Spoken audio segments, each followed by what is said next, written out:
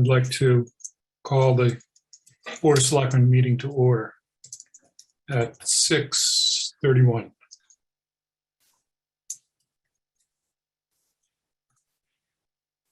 This meeting is being recorded and minutes are being kept by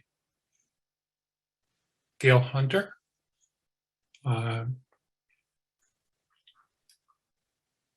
the recording will be posted online later this week.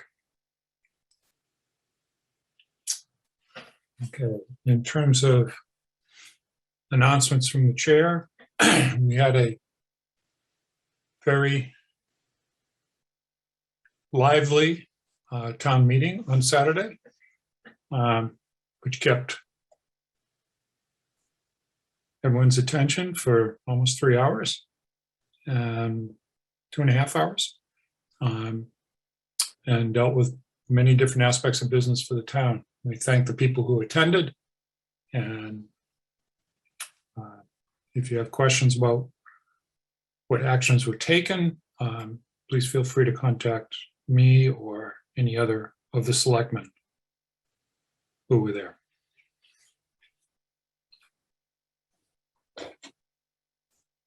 Okay,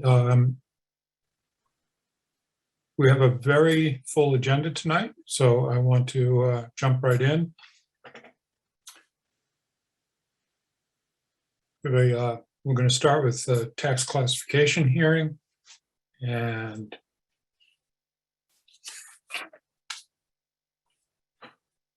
this will be our new assessor, Michelle. Michelle, am I going to butcher your name? I am going to butcher it. Branciaforte. Branciaforte. Thank you. Okay. So go ahead, Michelle. You can take us through these. Good evening. My name is Michelle Branciaforte. I'm the new principal assessor for the town of Manchester-by-the-Sea. I started in this role on October 25th, 2021. Tonight, we also have with us the chairman of the Board of Assessors, Mr. Louis Loeb, and board members, Mr. Robert Beatty and Mr. Jeffrey McAvoy. The purpose of the classification hearing is for the Board of Selectmen to determine the allocation of the local property tax to be borne by the 4 classes of real property and Class 5 personal property for fiscal year 2022. In deciding the allocation, the selectmen must adopt a residential factor. The residential factor is used to determine the percentage of the tax levy that is applied to each class of real and personal property. The Board of Assessors applies these percentages to the individual property classes according to Mass General Laws, Chapter 40, Section 56. It is the responsibility of the assessors to provide the selectmen with relevant information and to discuss the fiscal effects of possible alternatives. You will need to take 4 votes tonight per the presentation we supplied you with. I will go through each scenario and you will see the request for votes at the bottom of the particular page. So page 1 of the presentation is a summary of the changes from fiscal year 21 to fiscal year 22. And starting with a total taxable value, the fiscal 22 total taxable value is $2,835,464,676, which is up $144,718,710. The tax rate, although not approved by the Department of Revenue, is projected to come in at $10.60 per thousand, which is a reduction of 39 cents per thousand from fiscal year 21. The average single family value is for fiscal year 22, $1,334,021.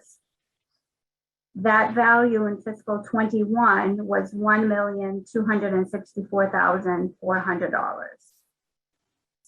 The median single family value is an array that we do, which lists all single families in town from highest to lowest value, and we find the middle point. The middle point, which is the median single family value for this year, is $867,400, which is up from $826,200 from fiscal 21. The average residential value, which is single families, apartments, condos, multifamilies, developable, undevelopable land, that value for fiscal 22 is $1,239,944, as opposed to fiscal 21 when that value was $1,156,000.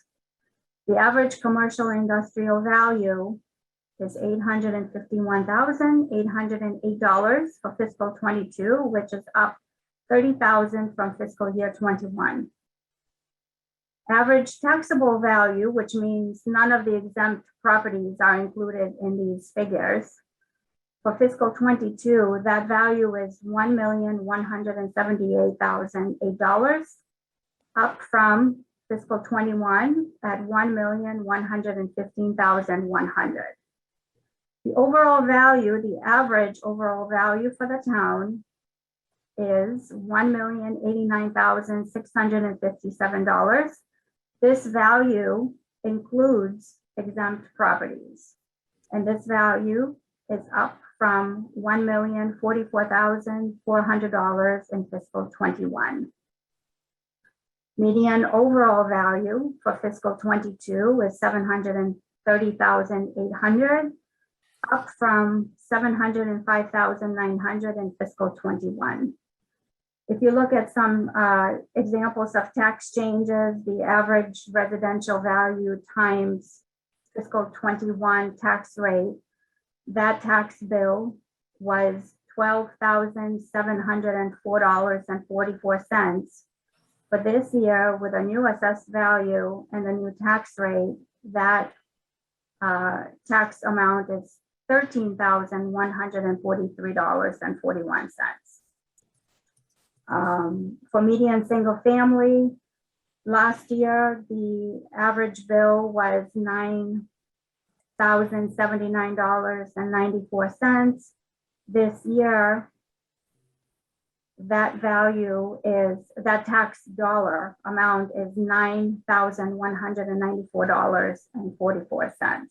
There's an increase from fiscal 20 to fiscal 21. There was a $48.55 increase based on average residential assessment. For fiscal 22, the increase is $438.97 based on the average residential assessment.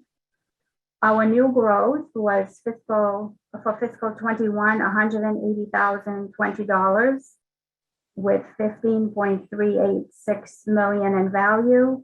For fiscal 22, the new growth was slightly higher at $204,109 and 18.572 million in value. This was an interim year for the town.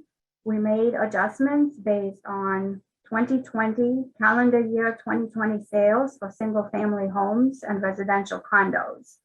We made adjustments from sales of July 2019 through June of 2021 for all other classes of property. The total increase in taxable value is 5.38%, and the tax rate decrease is around 3.7%.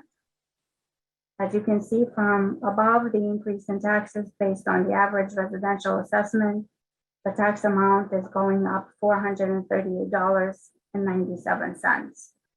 The total assessment of the town, including exempt property, is $3,049,948,676, which is $155,894,010 higher than last year.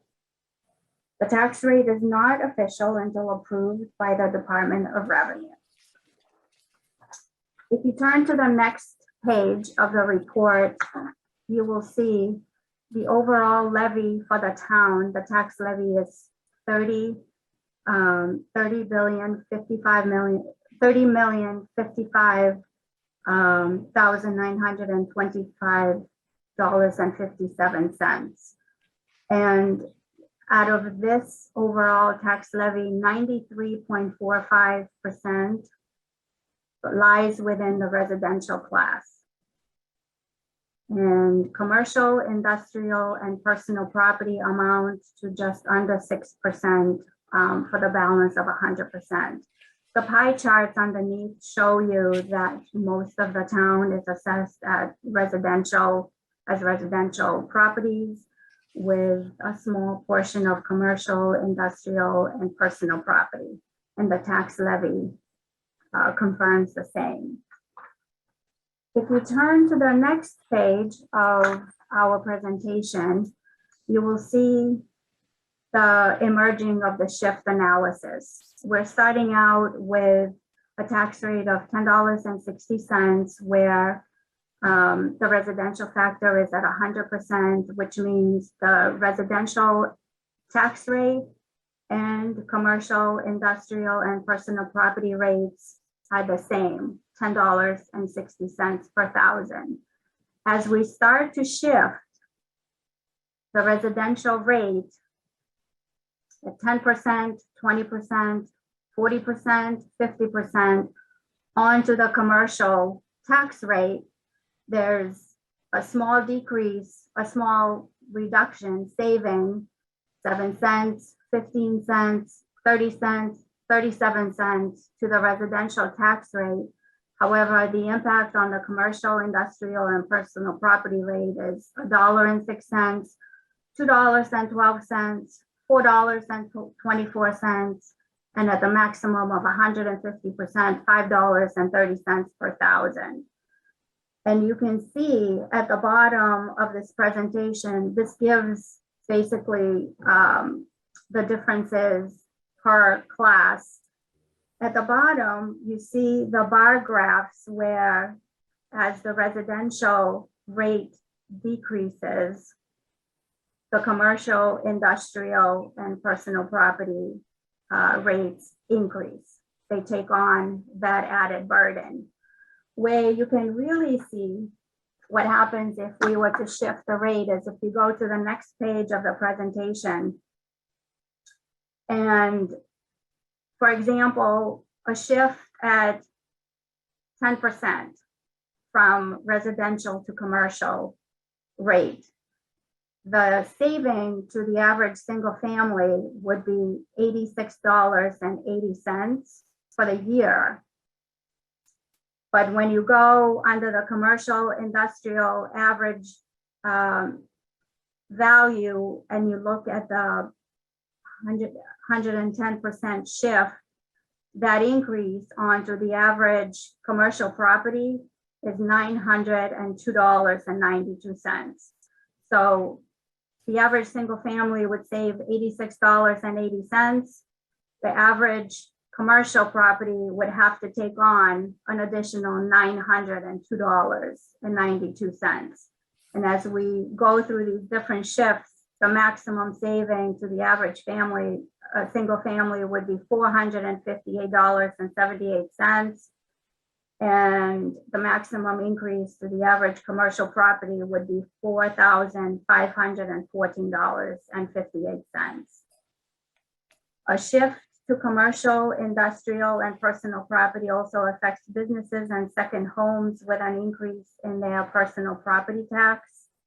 Based on the analysis, the Board of Assessors recommends a single tax rate for all classes of property. And this will require a vote. If you would like to take a vote now or at the end of the presentation, you will need to take 4 votes tonight. That's up to you, however you would like to do it. I think we'd like to do a vote at the end of each portion of the presentation. Okay. Are there any questions from the Board of Selectmen regarding this presentation and the shift analysis? I mean, clearly, it's at the maximum shift. It's 10 times increase for 10 times over residential decrease that's shifted over to each individual commercial Oh. property. So that's You'll find what- it's 10 times. So can I get a motion, please, for now, Move to adopt a single tax rate for all classes of property. Second. okay, classes of property. The next page of the presentation. hold on. We have to vote. Sorry.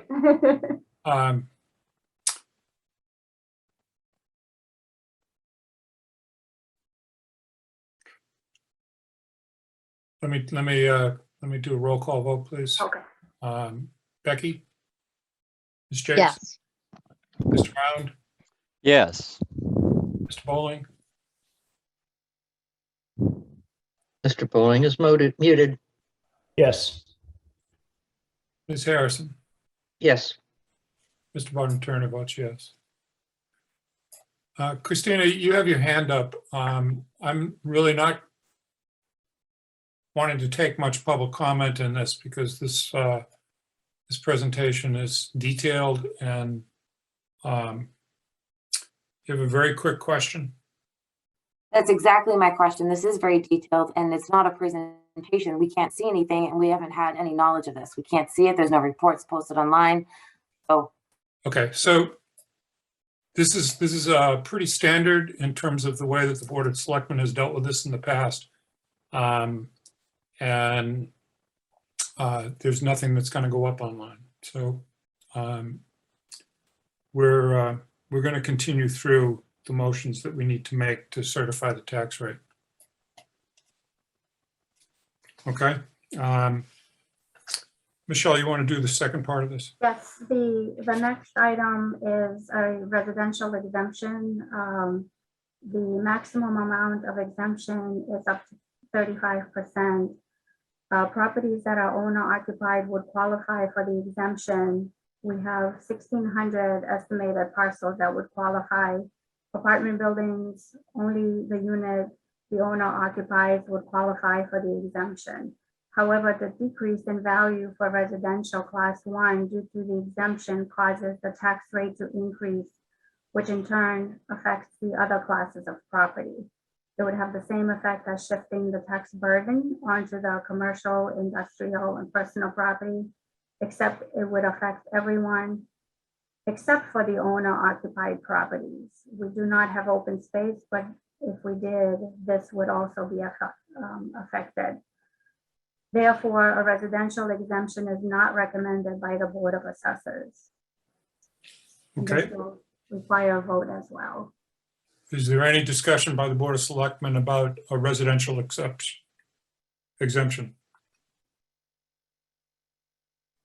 Can I get a motion, please, to regarding residential exemptions? I move Motion to that we, support no residential exemption for fiscal year 2022. second. Second. Okay, that's moved by Mr. Bowling and seconded by Ms. Harrison. Roll call vote. Mr. Round, Yes. Ms. Jakes, Yes. Ms. Harrison, Yes. Mr. Bowling, Yes. Mr. Bowden Turner votes yes.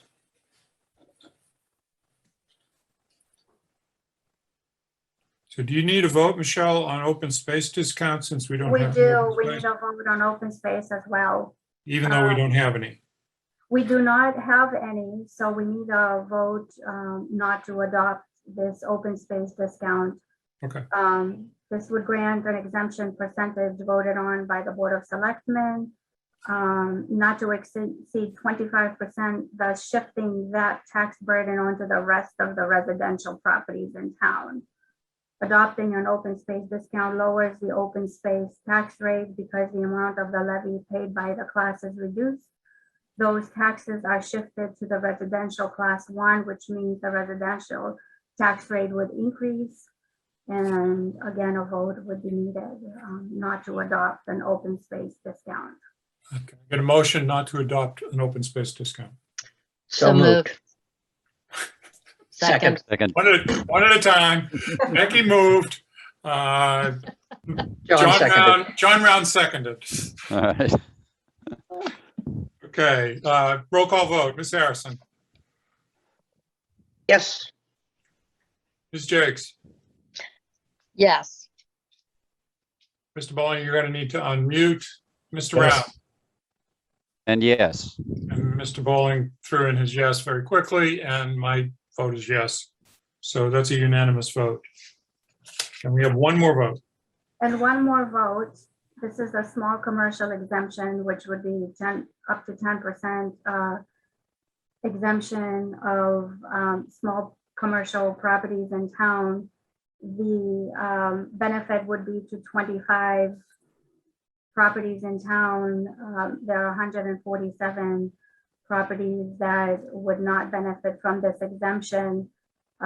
This would also cause the commercial tax rate to increase, and therefore we do not recommend that a small commercial exemption be adopted in the town of Manchester-by-the-Sea.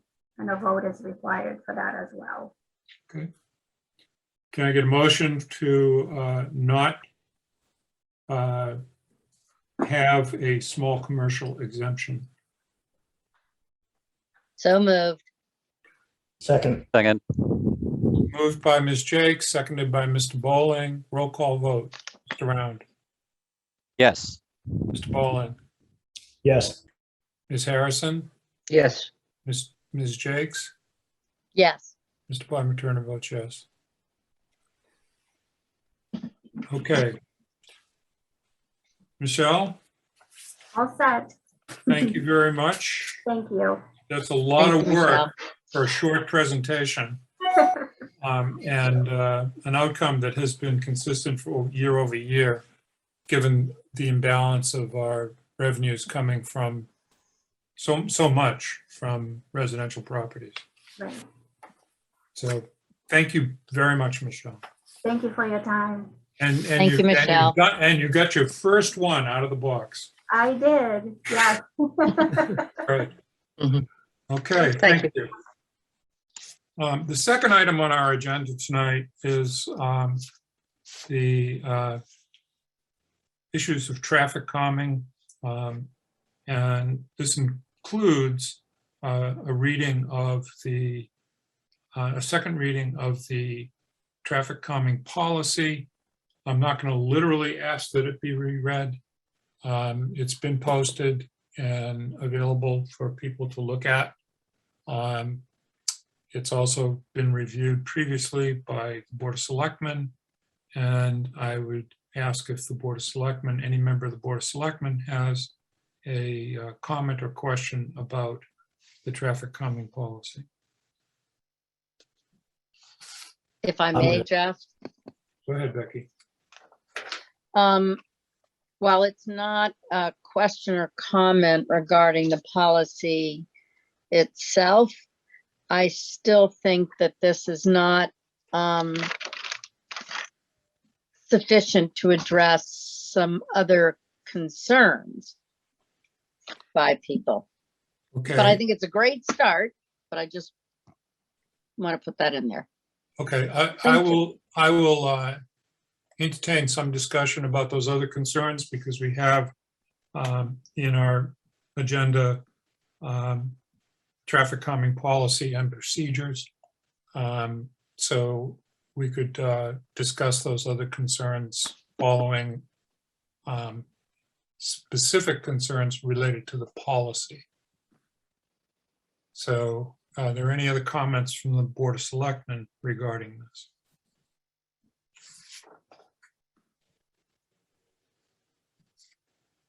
Jeff, if I may. Yes, Becky.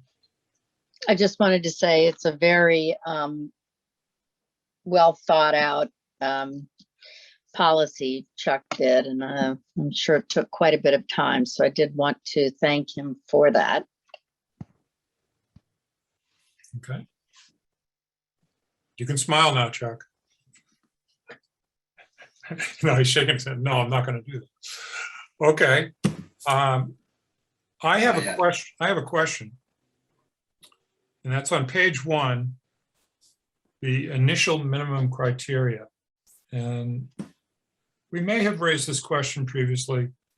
Forgive me if we have. But item number 4, the posted speed limit is not greater than 30 miles an hour. That has a lot of limitations in terms of, particularly in the village core area, where there are so many safety zones at 20 miles an hour or 25 miles an hour.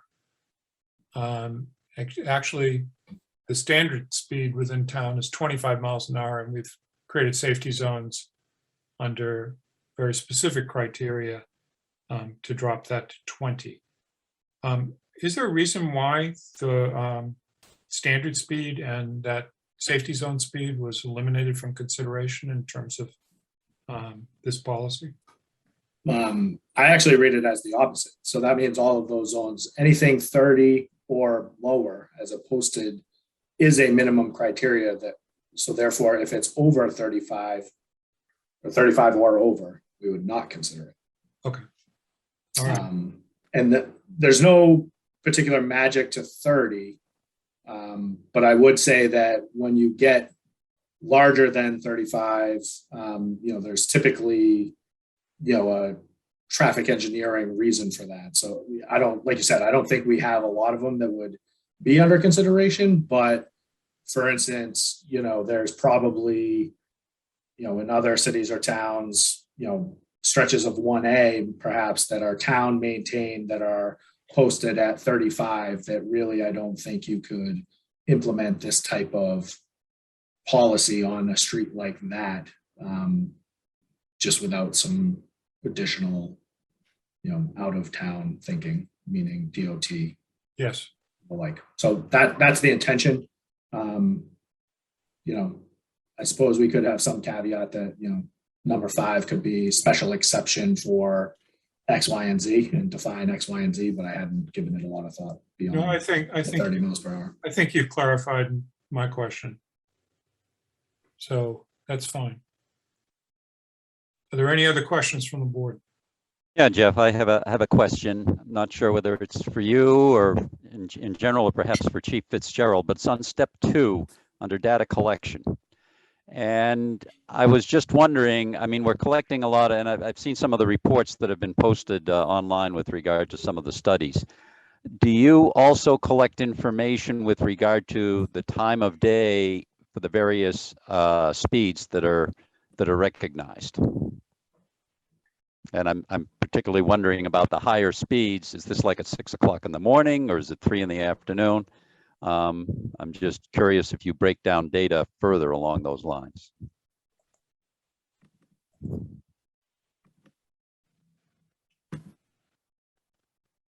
And I see Chief Fitzgerald there, but So I'm not sure. Yeah, if sorry, she's- I lost There you he there for a minute. okay. Our data collection does break it down even further if that's something we want to do. But Okay. it just takes it normally over a 7-day period for the number of vehicles, type of vehicles, et cetera. But we can break it down for time of day. Okay, just curious about that. That could be an important piece of information in some of the data that you collect.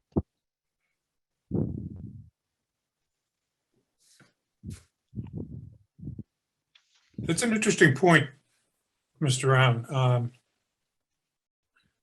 because if there's particular times of day that people tend to increase their speed, that would really inform what the best timing for enforcement would be.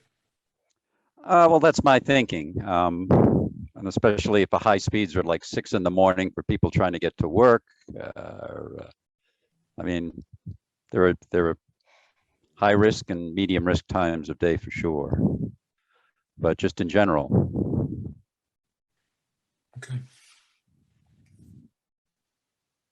I think that probably is covered more or less in the paragraph, descriptive paragraph under step 2.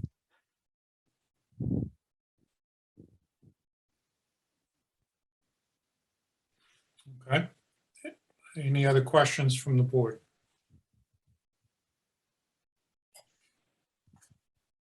Um, Go ahead, Aileen. I would make one comment. I know that some people have read this and it said it is a long set of steps that we look to go through here. This is born a little bit of experience, out of a little bit of experience. We have done some rounds where we tried to jump in and take steps to put in place what we thought were reasonable measures or measures requested by residents for some particular localities. And when we did that in the past, what seemed reasonable turned out to be considered unreasonable by people who hadn't heard about it or saw the changes or saw the experiments that we were doing and came out of the gates pretty strong and with negative feedback for us. And we ended up thrashing back and forth as a result. So this policy, I think, is intended to make the process a little bit more deliberative from the beginning, or deliberate from the beginning, so that we don't thrash back and forth and get residents upset over one measure versus another. I think that's the whole point of this.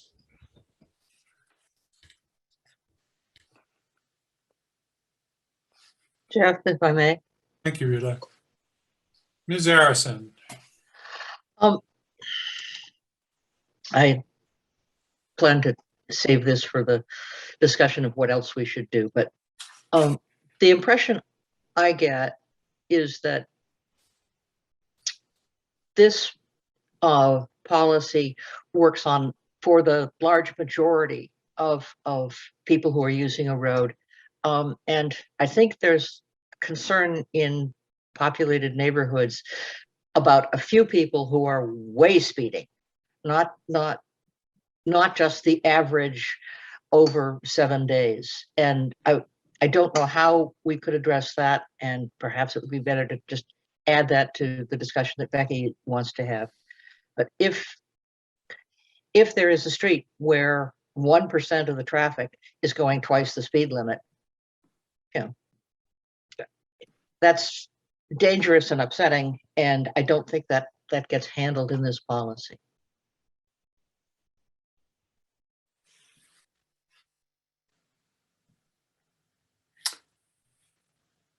Okay, I think that the point that you're making is an important one. I'd like to just go back for a moment to what Eli was just saying, that this policy does capture areas where there's a consistent issue around speeding and traffic problems, accidents, etc. But what you're describing is something that most likely is not captured by this policy. So Chuck or Chief Fitzgerald, would you like to comment on that? I mean, I can just, from a engineering perspective and, town street perspective, you don't design streets or implement laws to capture 1% of the traveling population. I'm not saying that's right or wrong. I'm just saying that was never the intent, of a street layout or or this particular policy for sure. So I'd have to take a little more thought, I guess, to come up with a better answer of if that could be implemented here. But I guess my question would be, if we implement changes to, basically target the 1%, I wonder if that would move the needle for the maybe 1% that's in favor of some traffic calming measures, in areas that, we have some of these problems that we're trying to address, to say we don't want that. Because I mean, I can certainly put speed bumps down every road to target the 1% that would, disrupt them very heavily from using a particular road. But then everybody is going to have to live with that 365 days out of the year. And I think that I would be very concerned that that would cause a negative reaction like Eli had mentioned, and also one that we would likely be undoing very sure. And that's not to say we can't do it. And I actually guess I would say that that could potentially be implemented in this policy if, you can get 75% or whatever, I forget the number that we ended on, but that, whatever this process says, if people are adamant that they want speed bumps and they want, 10 of them on a given stretch or, multiple roads within a given area, I can do it. That's not physically impossible by any means. But I would say we'd probably be going to, the later half of this policy and seeing, within 3 years' time, if those actually stay implemented or not. I'm sorry, I really didn't Interesting. mean to slow down the adoption of this policy. I think this policy is fine. I'd just like to see if we can think in the future about ways to capture the occasional problem without putting in speed bumps that stop everybody and cause auto repair places to become fabulously rich. Yeah. So yeah, that's it. Yeah. I hear you. I think that perhaps this policy could get to that point at, if it was really the will of everybody in the neighborhood, then I think that potentially could happen with this policy. I have jokingly seen in other areas, if you really want to dig into some traffic calming measures, there are what they call speed activated speed bumps, where if your approaching speed is, whatever you set it at, say you're in a 20-mile-per-hour zone and you're going 35, it will actually depress. So it's like a reverse speed bump. It like implements an on-demand pothole. And so that would certainly, be something we could look at. I haven't priced them out yet because I didn't know that it was a serious thing, but they do make such things for sure. I think the maintenance of that technology would be very expensive. Yeah, I don't know that they've tested it in 20-degree nor'easters, but we could look. Yeah. We should do it just for the Facebook feedback.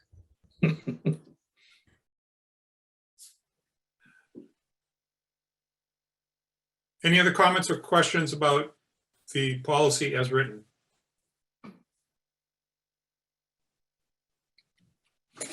Okay, any public comment on this policy?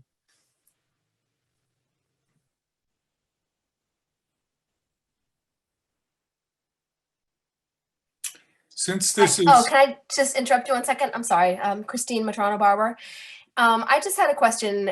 It seems like, I don't know, that we're kind of talking around the subject of the streets that we have done the petition for and the emails for and all that. Ms. Harrison said the 1% that does speed over the speed limit, but it's far more than that. And those of us that live in this village neighborhood can sit in our living rooms and watch people fly by all the time. There was a 20-mile-an-hour sign put up with the blinking digital thing. Well, that's not on anymore. So I just think I want to know, one question is why are we not writing speeding tickets? Why okay. Christine, yep. there's two separate issues here. Okay. One is a policy that leads to structural interventions in the way that traffic flows. Okay. Things like speed bumps, stop signs, flashing lights, things like that. And that's what this policy is about. There's a second issue which you're raising, which is enforcement of people who are going over the speed limit. And that's not something to be captured directly in a policy. That's a very important issue. I don't disagree with you whatsoever. But it's two lanes, if you will, that we're moving in. And you're already in the second lane, and I know you want to get to the second lane. But first, I would like to deal with this policy as an issue, because if we don't vote on it, this policy doesn't exist.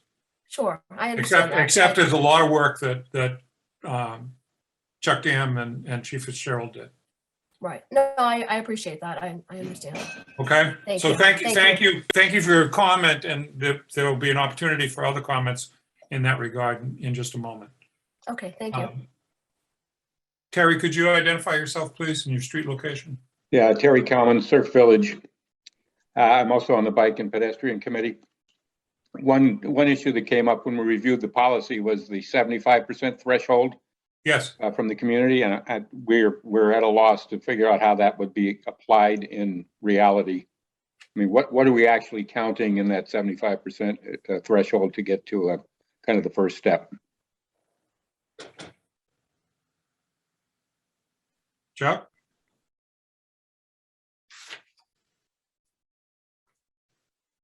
Sorry, I think we changed that in this second revision to be greater than 50%. For which? If that's for the step one.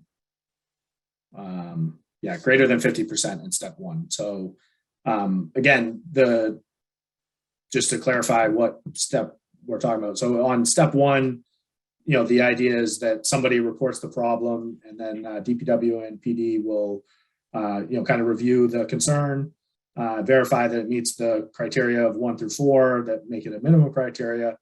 And then we, the DPW and PD, would basically, decide, what problem we're trying to address. I think even in, the reference made to the neighborhood one, it would be hard for me to, really determine where we're going. So I guess I would probably ask the petitioner or somebody else that reported the problem, what exactly. I would probably ask a few questions to probe at where they're going with that. And then the idea would be that, we would come to some sort of agreement of what the affected area is. And, typically I think we would be trying to deal with abutters. So we would want greater than 50% of the abutters to agree that that is a real problem that needs addressing, not, people from, that were just walking into Crosby's and had somebody ask them for a signature. And so the PD and DPW would determine that, and we would either put them out to the people that were in that neighborhood or in that zone of influence, I'll call it. And then we would, see that we got 50%. I think we did have some discussion at the last reading as well, that would be, basically one abutting property would constitute a signature. So there wouldn't be, if you're a household of 10 or,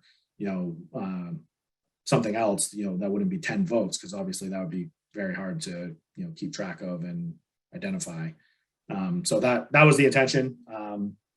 And then I think that's just for the phase one improvements, which we all, defined as something that was, I'll say, less physical in nature. So signage, public education and more enforcement. But then, to get to step two, which is more of a physical change, that's where you would probably get to some sort of speed bump or other physical change. We would, to implement that change, for years to come, we would want to see 75% of the people say that they were on board with that. So that was the intent. I think that's where we ended up. Happy to revise it. Those numbers are just something that I thought was reasonable. And, there was a comment on the phase one being, because I think they were both 75% at first. Yeah. So we reduced that to 50% for the current version. For what little it's worth, the draft that I have in my packet says 75 in the first for both. Yeah. Mine too. So it's the one I sent a revised one to Greg with, I highlighted the exact things that changed, but it would have been, the name of it was, traffic calming Rev 1, which is the only revision we've had. I can forward that along. Were there other substantive changes, Chuck? Because this is an issue in terms of the board's receipt of this particular document, which is the same document we looked at previously. Sorry, there were only a couple minor changes. I would have considered that one a minor change as well, but I did get some comments from some of you. One was to make sure that stop signs were included in stage one, because that's something we've applied in other areas. We also added safety zones to the other considerations. That was something that was brought up in the original. So those are the three main ones that I see. So yeah, those were the only three. That's all. The stop signs, safety zones, and greater than 50%. None of those are in the version we have, Jeff, right? Sorry. All right. Chuck, there's nothing in terms of stage one mitigation measures in this. It's all the procedure. Well, there was so in step 4, stage 1 traffic calming, it notes that these methods may include the monitoring, trailer feedback signs, etc., public and traffic enforcement, and then signage. And then in the version that I just sent you guys, it specifically says, signage could include stop signs, and pavement markings was also part of that revision. So I guess I don't know what to say except that I'm happy to change whatever you guys think is necessary. But that's where I thought we were.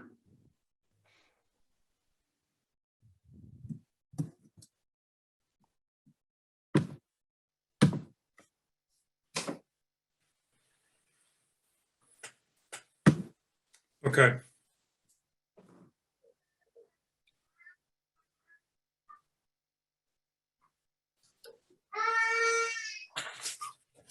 So that's stage 1 at 50%, and then stage 2 is 75%, and that's where you get into physical structures in the road.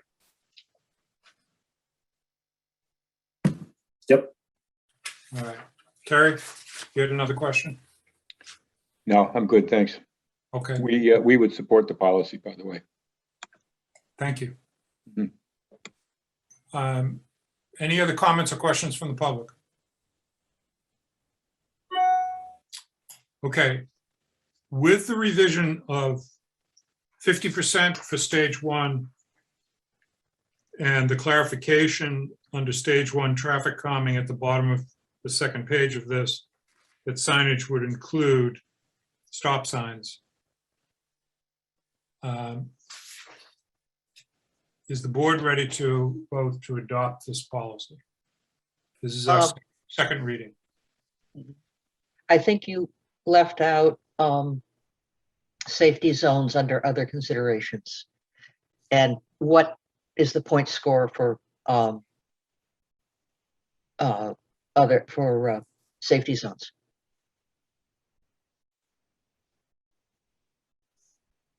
So the implication being, if there's a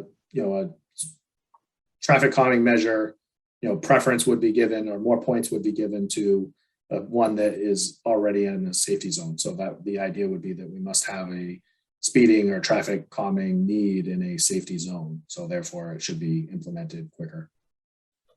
So that would be 5 points or 10 points or? I just put it in as 5 to match the no sidewalks. Okay. And it Fine. was a little bit less than school zone, but yeah. Okay. Chuck, can you clarify what a pedestrian generator is? So those are typically, in the case of Manchester, would be something like the beach or the railroad, stop where people are, obviously leaving on foot or, could potentially be leaving on foot. I guess the parks would certainly be a, whether it's Masco or Reed Park, could be considered a pedestrian generator. Okay. People are likely walking there. Or, So I'd like to request a change in the language of that, because we're all clear on this sitting here now when we're about to adopt this policy. But in the years to come, when a board of selectmen or a select board in the future reviews all the policies that we're currently reviewing back to 1979. Pedestrian generator does not ring my bell. So areas of high pedestrian traffic, such as or areas of intermittent high pedestrian traffic, such as parks, beaches, etc. Sure. Okay, that gives more clarity to it than pedestrian generator. I thought that was a machine on the side of the road that created people. Jeff, if I may, Yes, Becky. I have a question for Chuck. Also under other considerations where it says school zone, I thought those were safety zones. They're not one and the same by the definition of safety zone. So I think safety zone could include school zone, but not the other way around. Okay, So it was just having both in there specifically. thank you. Safety zones also include senior facilities and medical facilities, but we don't have any that are specific to that here. We do for the senior facilities. That's why it's 20 miles an hour on Pine Street. And yeah. And safety zone is not a generic term. It's a zone that's basically been approved by the Board of Selectmen as a safety zone. Yes. That's what we've done in previous boards. So I don't know that that needs the same definition. Right. I agree. But pedestrian generator could. Okay. Any other comments, thoughts, questions, edits?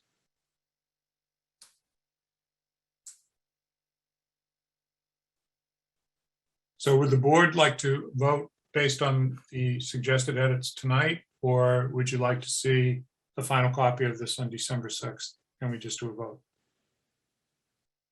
Jeff, the final copy is, Chuck sent it. So it's right, it's in our emails right now. Yeah, I didn't get a chance to just now define pedestrian generator, but that seems to be the only outstanding comment. I'm happy approving this as is, or Okay. with the changes we've discussed. Me Thank too. you. Okay, so can I get a motion, please? Motion to accept the traffic calming revised traffic calming policy. Rev 2. Rev 2, thank you. Second, So moved by Ms. Jakes, seconded by Ms. Harrison. Any further discussion? Roll call vote. Ms. Harrison, yes, Ms. Jakes, Yes, Mr. Bowling, Yes, Mr. Round, Yes. Mr. Bodmer Turner votes yes. Okay. We're slipping the schedule pretty quickly here, but the second issue that has to do with traffic has been raised by both Ms. Jakes and Ms. Harrison and by members of the public. And that has to do with speeding in areas where traffic calming measures have been either approved or have been ineffective. And I'm opening up the discussion of the issues related to the petition that was brought up by the residents of Norwood Street, as well as other incidents and concerns that have been raised to various selectmen that I'm privy to from having them talk to me about. So anybody has a comment that they want to start this section off? I'm going to limit the discussion to about, I don't know, 15 minutes.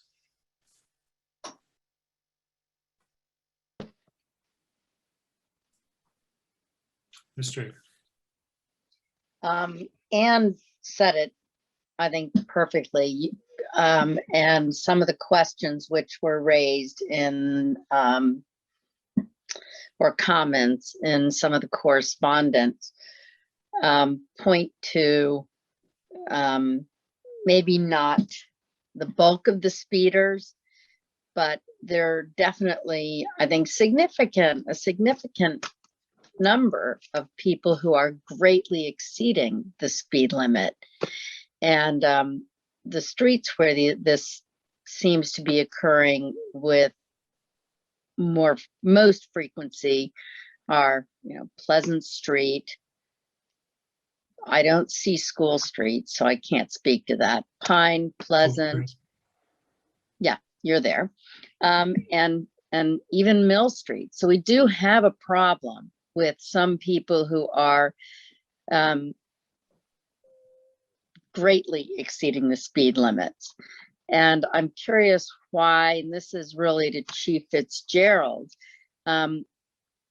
why we don't write more tickets. And I think he deserves the opportunity to say in a public forum, why, because we all think we know the reasons why, but we don't until we're told.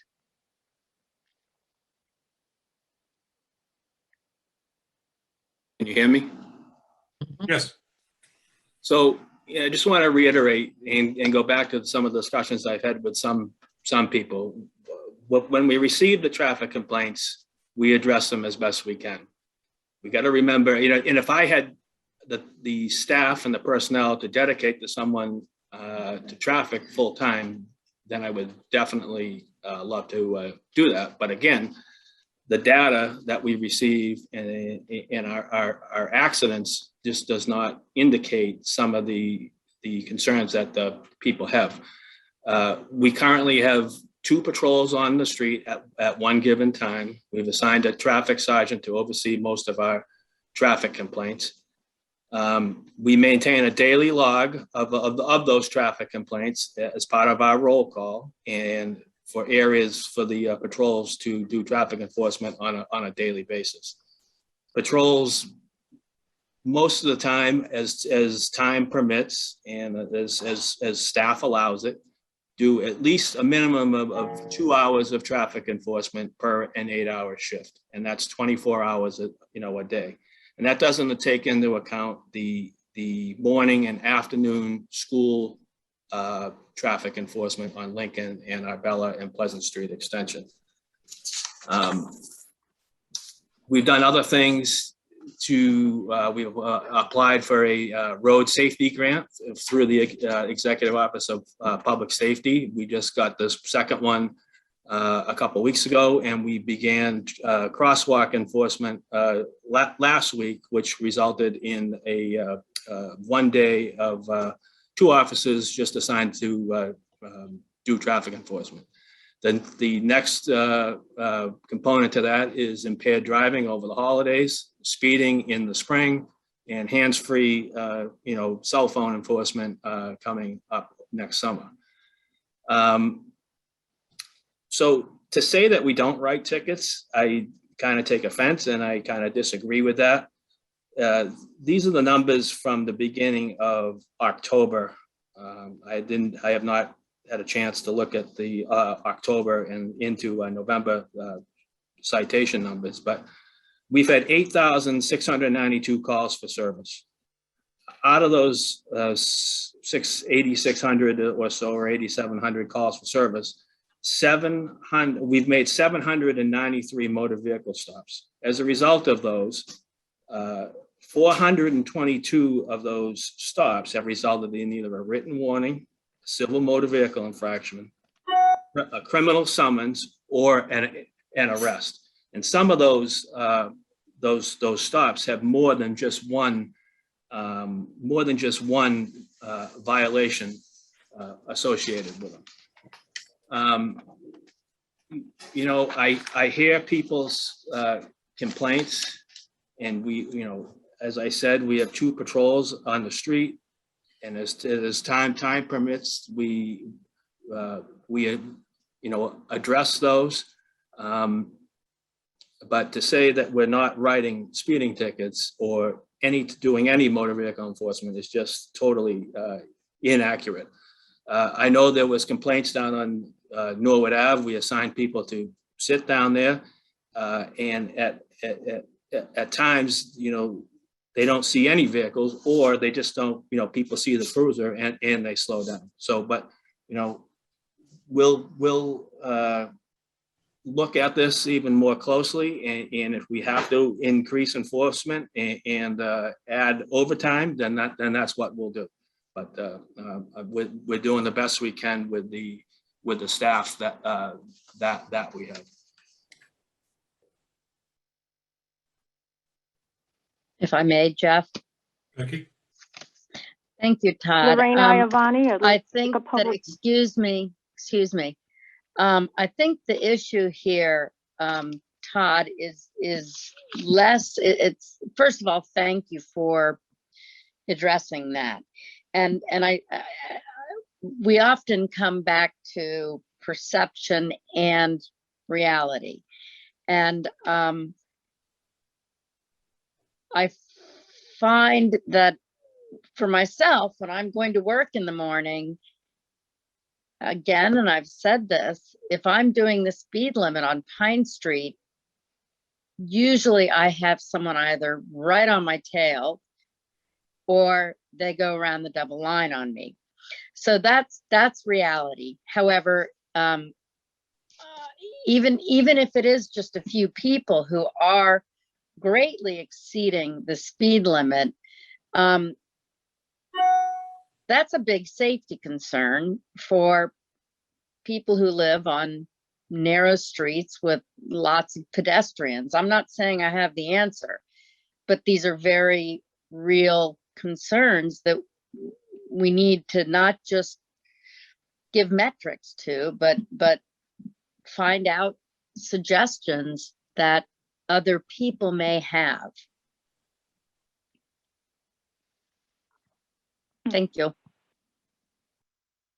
Jeff, if I may, for Chief Fitzgerald, as you were going through your numbers, I missed taking down how many, not written warnings, but specifically speeding violation tickets you wrote over that period of time. Well, we wrote 422 citations, and that's, I don't have those numbers in front of me, but it's a combination of written warnings, civil motor vehicle infractions, which could, written warnings and civil motor vehicle infractions can include speeding. Criminal summonses can include speeding, because that could be a stop for a speeding violation, and then you find a criminal violation with, for the person's license or something else within the vehicle, or or an arrest like an operating under the influence of liquor arrest may result in a speeding. So I'd have to do a breakdown to find out how many speeding tickets there actually were. I think it would be helpful, and I think the town would be grateful to know how many actual tickets were written specifically for speeding. Yeah, I just want to make one point of clarification of, a written warning for speeding is not just a piece of paper. If a person or a driver gets 3 written warnings in a calendar year, so if someone gets a written warning today and it gets 3 more till next November 15th, that's an automatic 30-day suspension of the license. So just because they're not getting a money fine doesn't mean, a warning doesn't account for something. But I can get that information. I stand by my request. A second question is, as we're collecting data about neighborhoods, can we find the times of day when there are people who are majorly exceeding the speed limit. And I don't know whether it's for Chuck or for, No, Chief Fitzgerald. our speeding tubes and our data collection devices do that. We just haven't broke it down, that far yet. But yeah, we can definitely do that. I think it'd be very useful, because there certainly is a perception that there are people who are going way over the speed limit, and it would be nice to measure and report on that, specifically including the time of day. Yeah, we can do that. Thank you.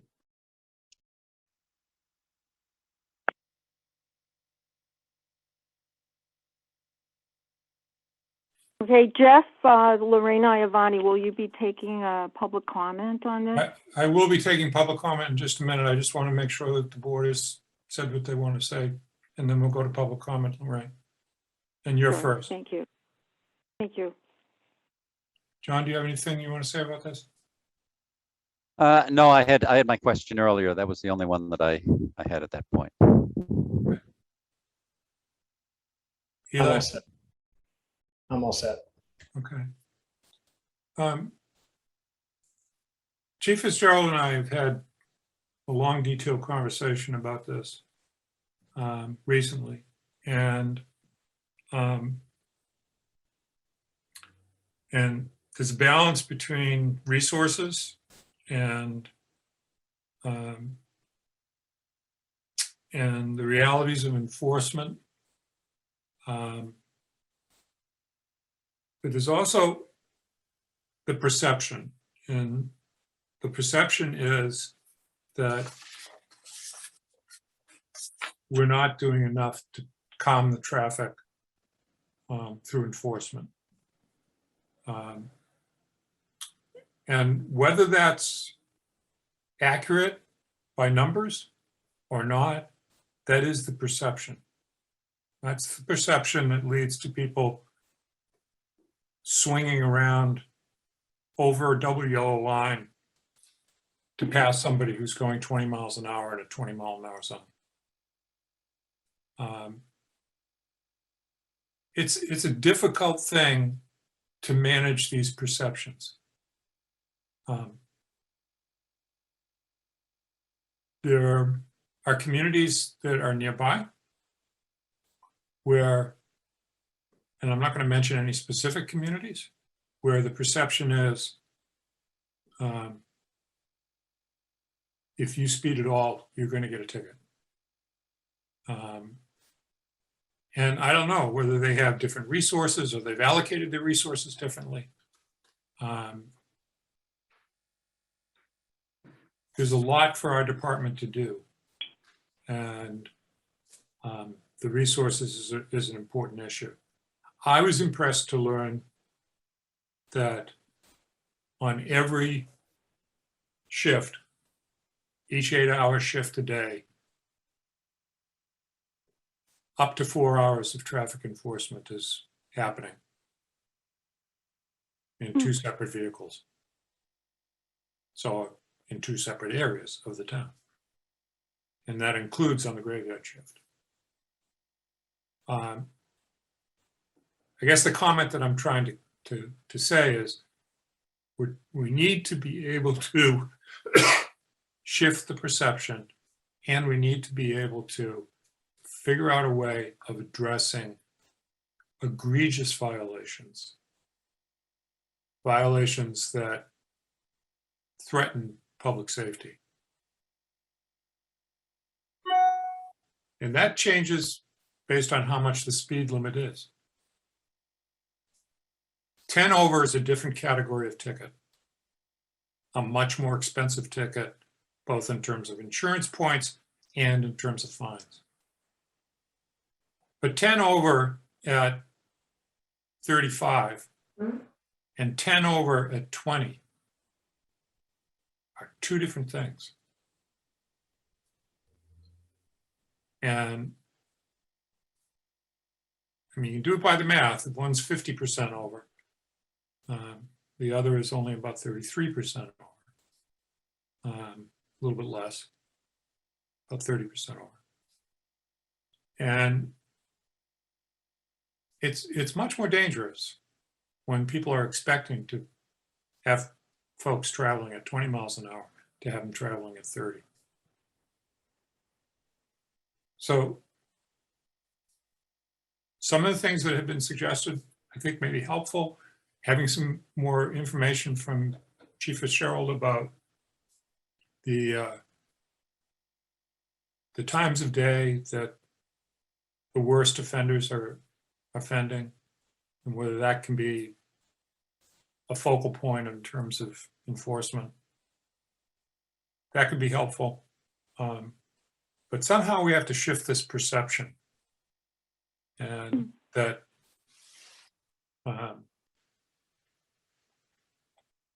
that you can get away with it.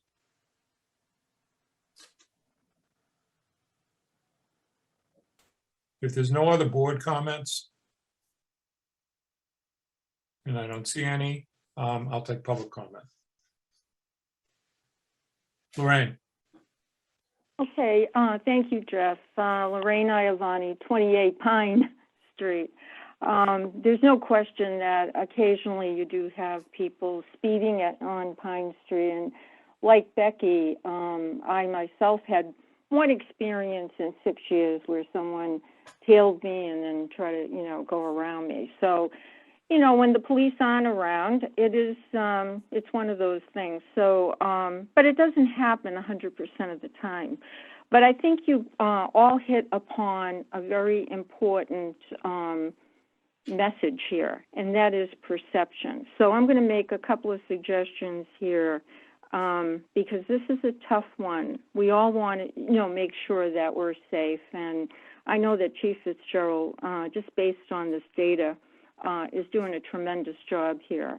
So having something put out there in terms of either the town administrator's blog, perhaps, or even something in the Cricket, or something on one of the social media sites. I don't know if this is possible or not, but just to give the basic data. This is the first time I've heard this data, and quite frankly, I'm impressed. And, there is limited resources in our PD, so, that's an issue. But I think that Todd has outlined clearly that there's no question that he's enforcing. And the key here, like you said, Jeff, is how to turn that around so people feel that, we're doing what we need to do here in town, you folks, that is. So those are my suggestions. Basically, to start a social media or some kind of media blitz where you inform the public. And not everyone can sit on these calls. I like to sit in just to see what's going on once in a while, but quite frankly, I'm impressed. And if I'm impressed here with this, just listening, and I live on Pine, then I think other people might appreciate the data as well. So that's all I have to say. And I'm sorry, Becky, I didn't mean to intrude. I'm on the phone, so it's hard for me to actually see who's speaking at any time. So thank you. And that's what I have to say tonight. Thanks so much. Wait, Lorraine, before you go away, Jeff, if I may. Go ahead. Lorraine, you said you had two suggestions, and I wrote down the one about the blog as social media, which is great. What was did I miss the second one? No, basically either the Cricket, a blog, social media, some way of, just putting the data out there, because honestly, after listening to this and Todd, among all his other things that he is doing, this is impressive, I must say. And if it impresses me, and I live on Pine Street, so I just think that's it, Becky, just those a couple of things. I don't know, one or two things or whatever can be done. But it's basically just changing perception is getting the data out there, the information out there to the folks. So that's what I would suggest. But I do appreciate the time. You guys are busy, so thank you. Thank you. I just wanted to be sure I got those. Thank you. Yeah, thanks, Becky. Thank you. Jeff? Hello? I don't want to be muted. I want to be unmuted. Jeff? Who's this? Oh, Sue Thorne on Sawmill Circle. I think I agree with a great deal of what the previous speaker said. And I do think the issue is much more perception than actuality. And I think, you know, when you pick up the Gloucester Times anyway, it's issued a ticket, a warning, a warning, a warning. But Todd indicates that a lot of those warnings are coupled not just with speeding or a stop violation, but with other infractions that that particular driver has evidenced in that stop. And I think if the paper can give a more detailed report of the activities of the police enforcing traffic regulations, that would go a long way to dissuading the perception that people are just getting, you know, a verbal warning. They're getting more than that, and they need to understand that. These guys are working hard, and I think they're taking a bit of a tough rap in many ways. And I think that using social media, I think having Greg do an article in his column or a co-authored article with Todd could go a long way to explaining a lot of what I think some of us are learning just on this meeting tonight. Thank you. Okay, I'd like to respond to what you just said, Sue, with a couple of things. One is, correct me if I'm wrong, Chief, but 70% of the speeding tickets and or warnings, well, speeding tickets, warnings and violations go to residents. Is that correct? I haven't done an actual breakdown, but I believe most of the people that we're stopping are Manchester residents. Which makes sense because they're the people who are most often driving on our roads. Perceptions are tricky. And they're tricky because Lorraine Iavani just said once in the past, I don't know how many years she said, but it was many years, 10 years, she's had somebody tailgating her on Pine Street. Twice for me in the past 2 months, I've had somebody cross a double yellow line to go around me. And that's in the decades that I've lived here. That's the first 2 experiences I've ever had of that. I think that there's a bit of, I can do what I want to do here, and there's no police around.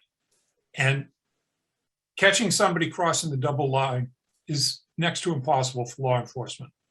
Because if they're there, it's unlikely that somebody's going to take the jump.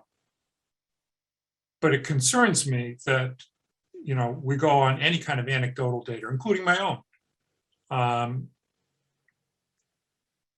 But twice in over 2 decades of living here, now maybe I've just slowed down, so people are much more annoyed with me when I drive at 20 miles an hour or 22 miles an hour in a safety zone. Jen Colarusso.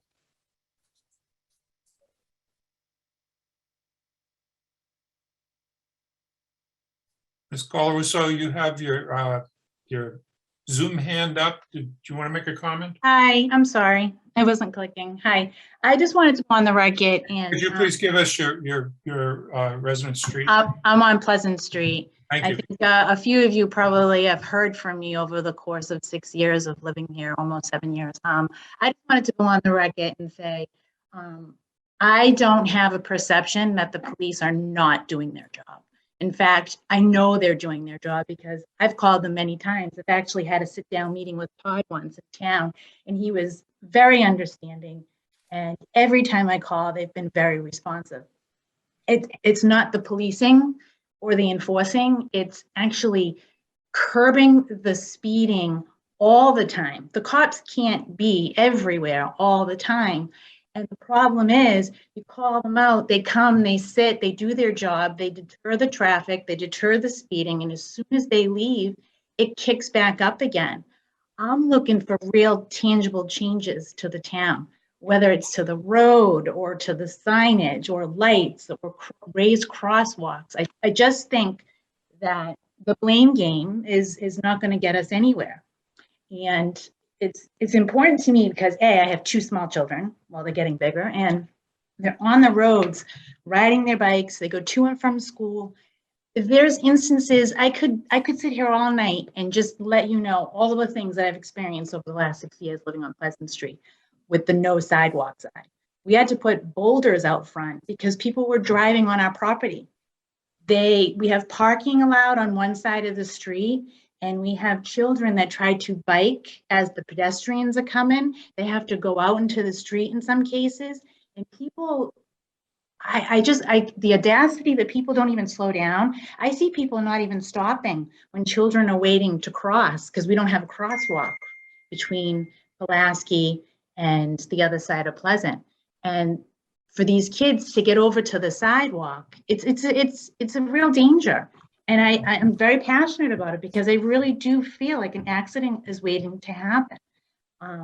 But every time I've called the police, they come, they do their detail, they put up the radars, they do the speed signs, and they collect their data. I just do think that percentage of the cars doing this over the speed limit is much higher than we all think. And yes, I know there's tests and there's tubes and there's a lot of interference, but the average speed limit, it needs to be looked at.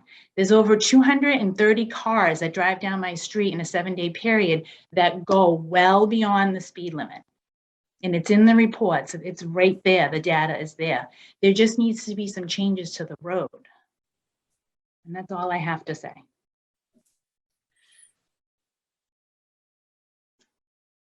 Thank you, Jen. Ashley Oakes, and I think this will be our last comment. What if we tried to get some positivity in this where we could have citizens who really love to obey the speed limit, have some sort of a magnetic bumper sticker embracing following the Manchester speed limits, and see if somehow through positive motivation, those of us who like keeping speeds down could try to change driver behavior.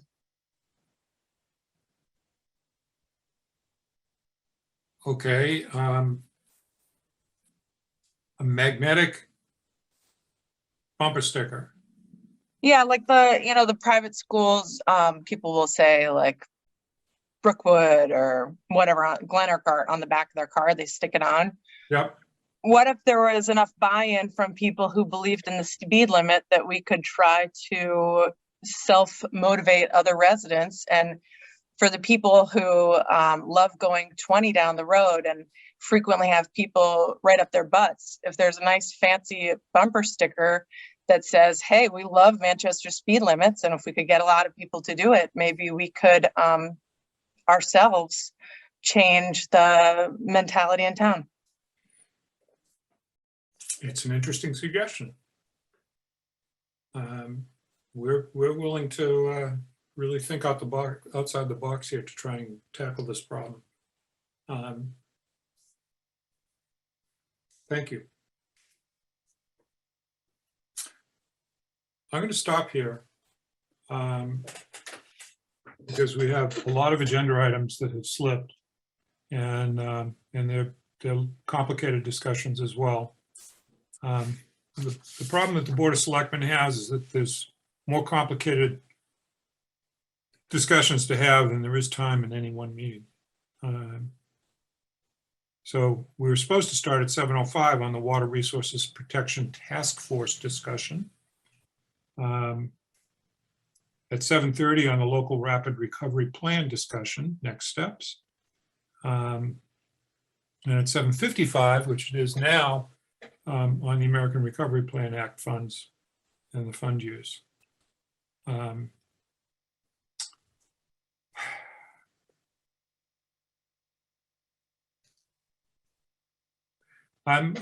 wondering if the board has an appetite for passing over any of those 3 items.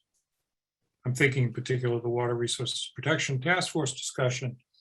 I'm addressing this specifically to Mr. Bowling and Ms. Jakes because they just got up to date. There's a lot of information in our packet about this. But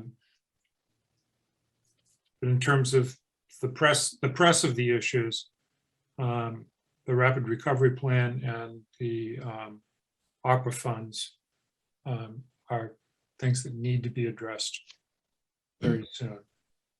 Yeah, both those issues are more time sensitive. Board members certainly have the opportunity to put some give some feedback on the Water Resources Protection Task Force discussion. If they want, they can talk to Steve Gang in the intervening period, or Greg. I think delaying that one wouldn't kill us. Okay. And you've got your hand up. Yes. Jeff, if I, I just recognized Ann because she put her hand up. oh, okay. I think I delayed this last time because I wanted to have some history. I've read the history. I understand what you're doing. I think it's a great idea. I think we may be able to pass this one very quickly. And I hate putting things off to the next meeting because the next meeting is going to be even more heavily loaded.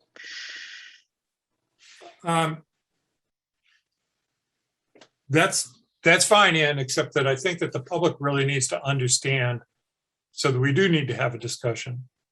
You know, we've had an opportunity to read this, and Steve Gang has done some fantastic work on this. We had Greg and I had early discussions with him. Becky and Eli followed up with him this week. I think that part of this is information for the public about what the Water Resources Protection Plan is trying to address. And In that case, may I suggest that we schedule an extra meeting at some point? Because every time we move one of these, we make the next meeting even more impossible to finish. Okay.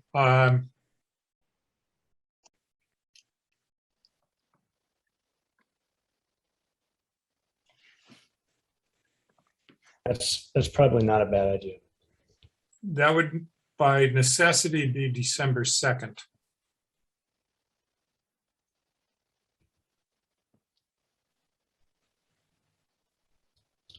Our next scheduled board meeting is December 6th. And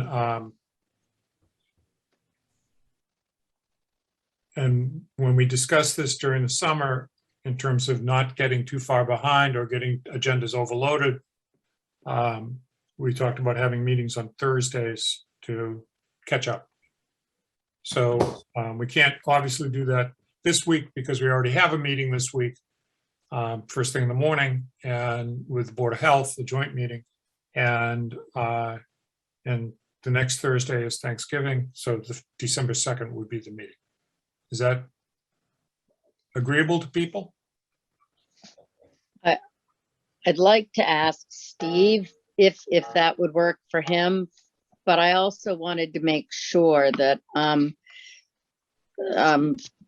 Greg attributed all this good work to me when in fact it was actually Steve. So I just want to make sure that that was recognized, that was actually Steve's work. And if Steve can make that second, I think it's critical he be there. Steve's been working on this since the parade, when he waylaid me on Norwood Street. And we had a conversation about this in terms of how we could go about some of his ideas about how we could go about addressing the Water Resources Protection Committee, which is a standing committee of the town that has been enacted. Mm-hmm. So Steve, you on this call? Yes, I am, and December 2nd is fine for me. I should also point out that I'm just standing on the shoulders of folks like Helen Bethel and Francie Caudle and some others who've been looking at this subject for decades before I noticed it. The view that you have from their shoulders has been guiding. Yeah, thank you. So, and we thank both the people that you mentioned and others who have worked hard on this issue. There's a lot that's been done in terms of water resources protection, but I don't want to belabor the point. We'll move that to an agenda on December 2nd. And thank you, Steve, for coming for tonight. So, Jeff, if I could just jump in. Yes. I apologize. For some reason, my video is not working. I've been trying to fix it, but it doesn't come through. So December 2nd is a finance committee meeting night. And I wonder if that Monday, which is a fifth Monday, and I don't believe there are other meetings that night, if that might be possible. Board members? You mean the 29th? The 29th. The 29th, yes. Anybody I'm traveling? afraid I'm not available that night. Okay, all right. But if everybody else is, go do that. Becky, you've been involved in this, no? Sarah Mellish has her hand up. She does. Wednesday the 1st, is that a night that's tied up, Greg? And I will come back to Sarah in just a moment. I'm just trying to help with the scheduling. Okay, go ahead. So yeah, we were planning to have a FinCom meeting on December 2nd. We were planning on having a 40B on December 1st. My sense is the 40B will probably drop down to Wednesday the 8th, and I can move a FinCom meeting off of Thursday. So I can move the FinCom meeting to the 1st, I think, and have the 40B on the 8th to free up December 2nd for you. Well, that's wonderful. That's not going to screw you up in terms of the 40B process, is it? I think that based on our timing, we were supposed to be talking about traffic and safety. And I think that the time for the peer reviewers, they won't be ready for December 1st. So we probably will have to go to December 8th to talk about traffic and safety. That's my sense. Okay. So if that's okay with you, let's move back to the 2nd. Anybody on our board who has a conflict with the 2nd? And I don't want to drag this out too much. Good. You can nod, when I ask a question like that. We're good. Thank you. Okay. Then we're going to skip over that and go directly to the local rapid recovery plan discussion next steps. And Greg, can you lead us off on that, even though that you don't have the video? Sure. So we talked at your last meeting concerning the report, the 8 recommendations, and we need to narrow that down to 2 or 3 that we might advance for further work. There's the potential for some additional funding from the state to advance a couple of those priority projects. I included in your packet a memo from Sue Brown, who's been the lead staff person on this effort, and she has been talking to the different merchants in town and the citizens who have been on the committee and helping with this. So I would agree with her 2 highest priorities, and that is that creating a placemaking plan for our business core area, including parking and wayfinding and public spaces that we might be able to add as one high priority. And then the second one being creating some off-season events that draw additional people into town for the merchants in order to bolster their foot traffic. I think those are 2 worthwhile recommendations to pursue, and I believe they are worthy of next steps. A third priority, I think, is this public restroom. that got a lot of play this summer. We were late in getting a nicer temporary set of restrooms in place. We're a little late in terms of the season doing that, so we don't have a good test of their utility. A little bit off the beaten track. So I think a more prominent location might be worthwhile, and is something that certainly the merchants have indicated as a high priority. That may fit well with renewed discussions, whether or not you want to pursue it as to a harbor master office somewhere on the water, whether Reed or Masco. Those are probably the two most logical locations. That could also serve as a as a public restroom facility. So those first two, I think in particular, are worth pursuing. And your further thoughts on that, whether or not you're ready to decide or you need some additional time, but we should have some continued discussion on what your thoughts are for next steps. So that's placemaking, wayfinding, and restrooms. Placemaking and wayfinding is combined Okay. in one, and so some off-season special events, say some wintertime events. Thank you. Okay. That would be number two, and then number three, the restrooms. Okay. Members of the board.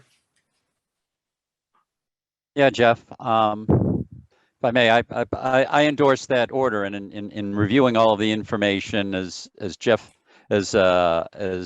Greg has kind of indicated, wayfinding and placemaking, there's a lot of overlap between those two, and I think you cover the wayfinding when you're looking at placemaking initiatives. But so the placemaking activity and including wayfinding, I think those are the two best that we can make an impact fairly quickly out of this list, and see how things work out just within maybe the next 6 months or so. So I'm endorsing that listing or prioritization.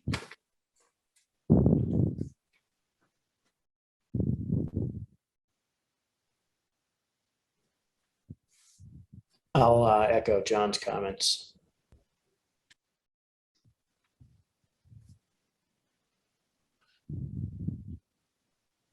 I agree, Jeff. I do have a question regarding the shared marketing and branding. What's your question? There was something that the chamber was going to look into helping on. And Greg, do you remember what that was? Was that with the shared marketing and branding program?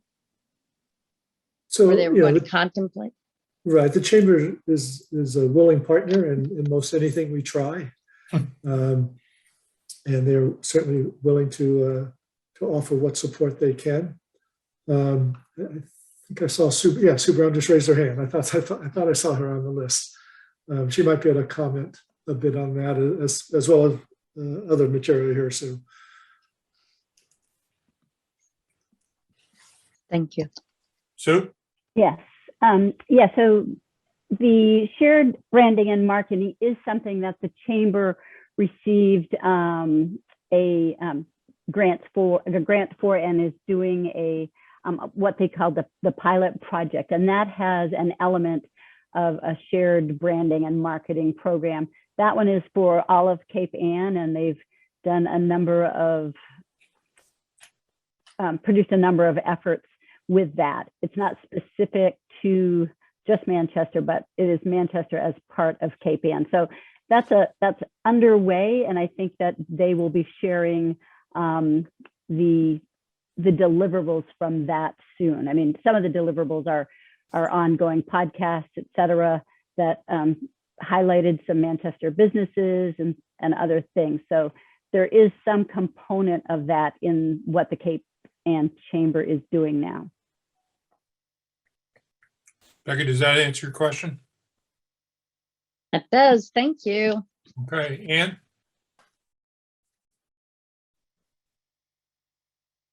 Yeah, and you need to unmute There we go. yourself. Yeah, I forgot which computer I was using, and I was trying to unmute with my finger when I needed to use my mouse. I would like to see the harbor master office, I mean, and associated restrooms accelerated. We've been talking about this for years and years. Having the harbor master on the harbor would be a really good thing. I'd like to see if we can get some money in this year's budget, at least for the engineering studies, if not for construction. And just get the question of, do we require our visitors to use our porta potties off of center stage? Just build some. It doesn't have to be portable. It probably should be elevated enough so that it doesn't flood, but let's put some money into that this year and put some money into the higher quality trailer toilets for next summer, this coming 2022 summer. So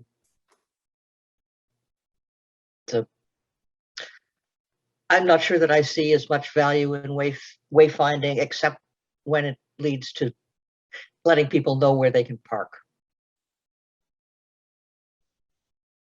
And those Jeff, are my may comments. may I speak to that a little bit, please? Sure.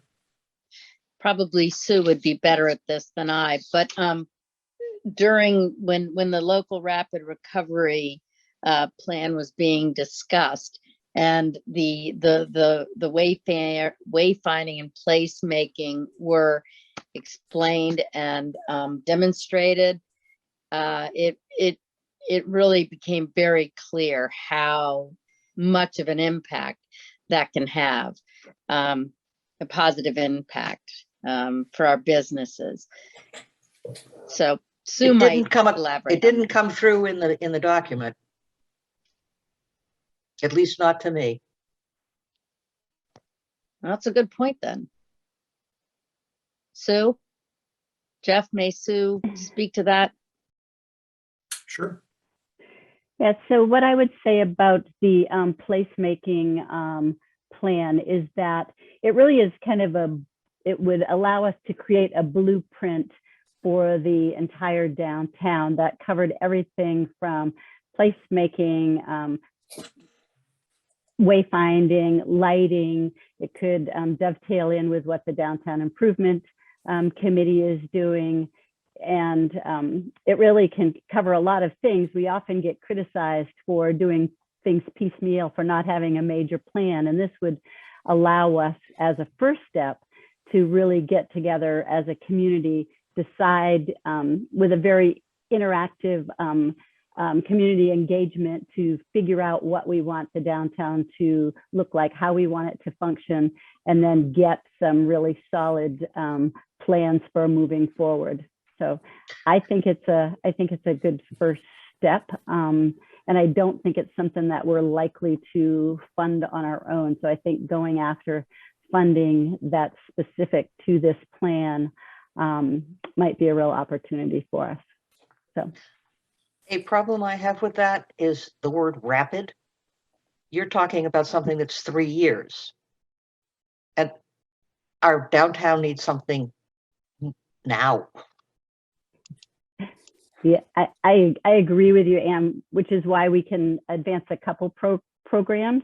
And the other one is something that would happen this spring. So like the series of events that we could do in the shoulder season that could go further, but could get together right now. But I agree, we need to do something that has an immediate impact. And the restrooms, I think, is also a high priority for the business community, but I think we have identified other funding sources for that. So I'm happy to hear your input. It seems that we pay a lot, or we get grants for a lot of studies, all of which recommend more studies. And I'd really like to see something concrete. Not that the toilet should be concrete, but that they should be real.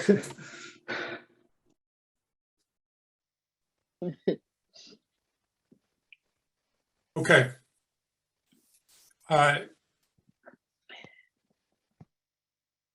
So, Ann, do you have a different set of priorities? Yes, I would like to see us agree to put money into first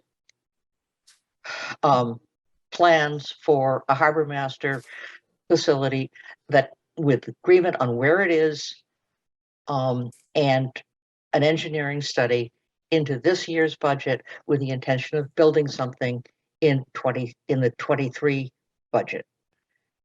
I would also like to see something in this coming year, wherever we can get it from, so that we can have the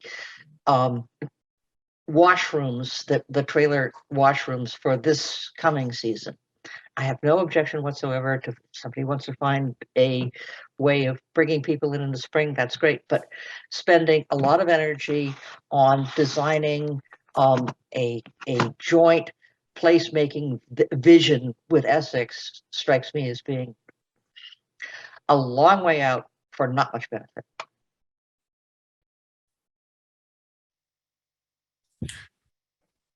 Comment, Jeff? Go ahead, John. Yeah, and I might ask, so I mean, I see created a placemaking plan. I think most of us have probably read this this report, which was quite extensive with regard to Manchester and Essex. Most of the elements are there, and I don't know what the time frame is for a placemaking plan, but it's not like you have to think up a whole lot of stuff because most of it's in there. It's just deciding, okay, how are we going to implement all of this, and pulling it together in a shorter document. But is there a time frame that is expected for all of that? Because I don't think it should take very long. Because I'm with Ann in a certain extent. There have been plans to make plans to make plans, and I've seen quite a few in this regard. And I think we're at a point where elements are there. So I would say that Jeff, I would say that the time to create the plan would be 6 to 9 months or so from the start to the end of the plan. I don't think that the plan gets in the way of going after the restrooms. I absolutely agree with Ann that that's a priority. I think the point is, I think Bion has identified funding for that, which is why I wasn't going to this particular pot of money for funding for that. So I think that they could be done simultaneously. Okay. Well, I agree. The event thing can happen this spring. That can happen within 6 months for sure. But I would think the plan initiative, it just sounds like a long time when you haven't got a clean sheet of paper. You've got a lot of stuff already. So I'd hope that would go faster. Oops, I'm sorry. Go ahead, Ann. My concern is the consensus building, so that we get the whole town on one vision. And I think that's an internal project. We never are going to get there. Sometime we have to just decide, this is what we're going to do. And I'm sorry there are people who not think that they have a better idea, but if we wait until everybody agrees that we've got the best idea, we're never going to get anywhere. I'm trying to understand, Sue, what you just said about the placemaking and wayfinding taking 6 to 9 months. So the planning process would start with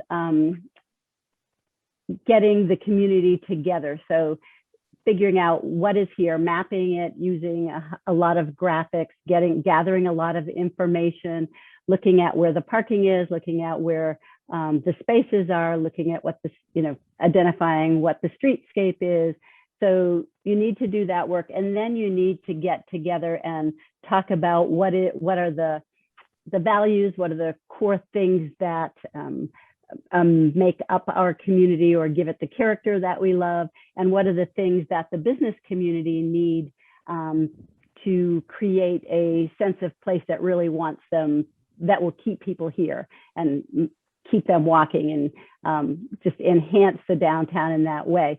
So I think what it laid out in the plan was, in the rapid recovery plan for the process for doing this, would be a pretty intensive community engagement project up front, and out of that project would come the ideas and build consensus. And it is tough to get consensus, but I think if we do it holistically, then we're not biting off and making small projects that maybe don't fit together in the end. So I think it's worth trying to build consensus, and certainly trying to get the community to weigh in on a really holistic vision for what they want the downtown, the waterfront, the business community to look like. And I don't think it needs to get in the way of the other initiatives that can go forward now.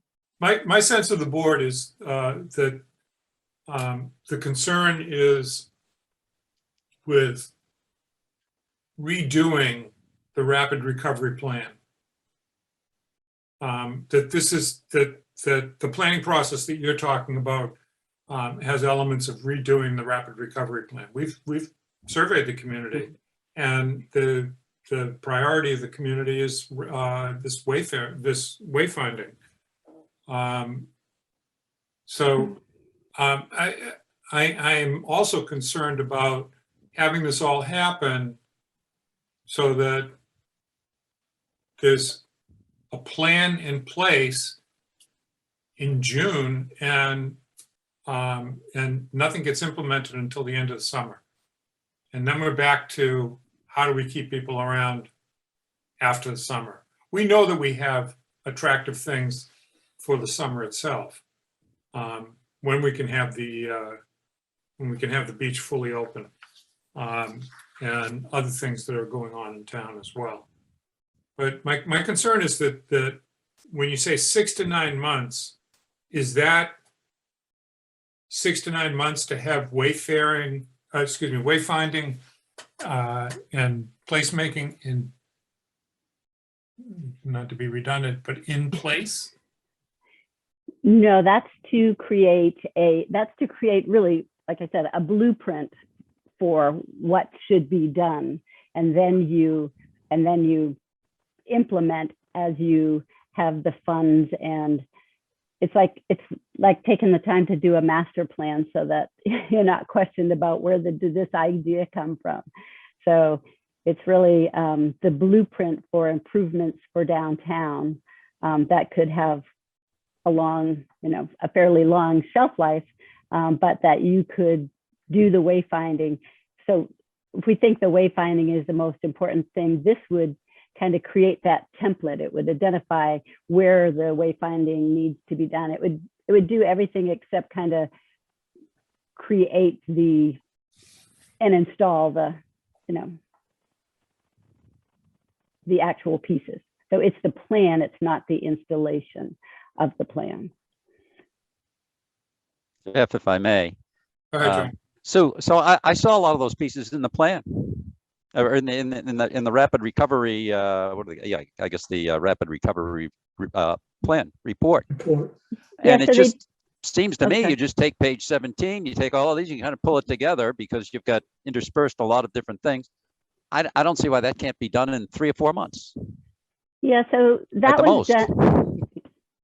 Yeah, so that was done pretty quickly, and was not without a lot of public input.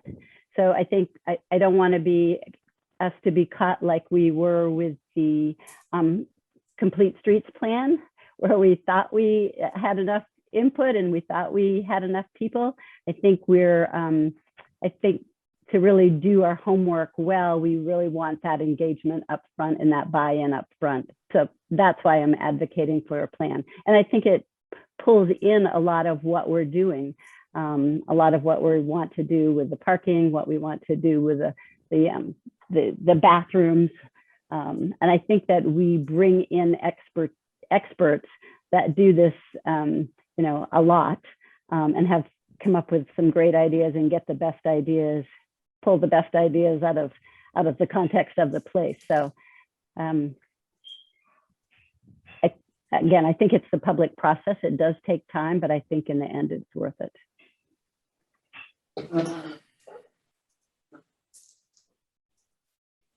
So maybe these should be planning efforts that are done outside of a rapid recovery plan. Because I'm concerned that 6 to 9 months from now, we're going to be 2.5 years into COVID. And these funds are intended to help communities recover from COVID. And re-energize their economies.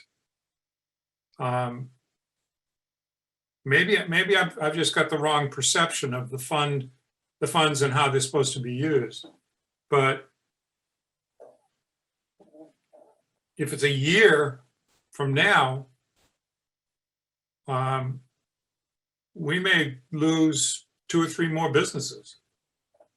And, you know, if it's got to be 6 to 9 months, I'd like to see more like 5 to 6 months to get something that can start to be put into place. I mean, if this is a priority, it is a priority. And if it's going to happen rapidly, it needs to happen. At least I'm hearing the sense of the Board of Selectmen. It needs to happen not next September.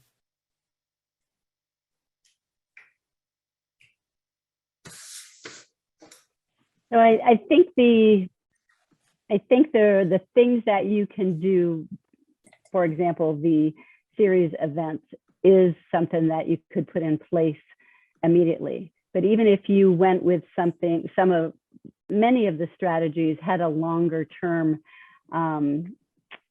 implementation process, because not only are we looking to recover, but we're looking to be resilient in the long term. So this is a step that you can take towards recovery. It's not a silver bullet, and I don't think any of the items are a silver bullet. And on their own will spur the recovery. But I think it's a step in that direction, and it will take time to implement anything, including, as Anne pointed out, the harbor master's office of the restrooms. It's going to take time, but you start somewhere. So this is an opportunity to start with a blueprint instead of piecemealing things together, which I just think is important. How long did it take to do this rapid recovery report?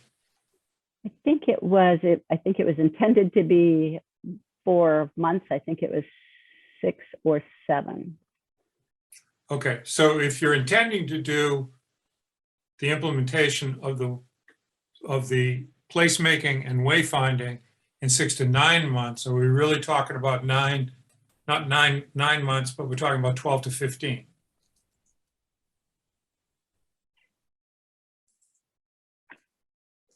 I don't know if you're looking for an answer. I'm not following your math. Well, exactly, what you just said was that the intention with the rapid recovery plan was 3 to 4 months that would be put together.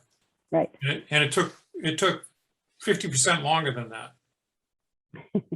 Are we in the same ballpark when we start to talk about wayfinding and placemaking? Well, that was a program that the state was inventing as they were rolling it out. So I think a placemaking plan, we have a pretty good idea of how we would go about getting it. So I think we could dictate the time that we have on it. So. Okay. Greg. So couple of things. I think what I'm hearing is a real strong desire to have some concrete projects ready to roll before the start of next summer. And I think we could identify 3 or 4 items like that we could do. Certainly certainly some event planning during late winter and springtime falls into that category. Making sure we have nice restrooms that are easily accessible, ready for next summer is certainly something that we could have in place. But I do think there is value in that blueprint. You know, time and again, we have seen efforts to make some changes backfire because of the lack of, at least the perception of a lack of engagement with the community.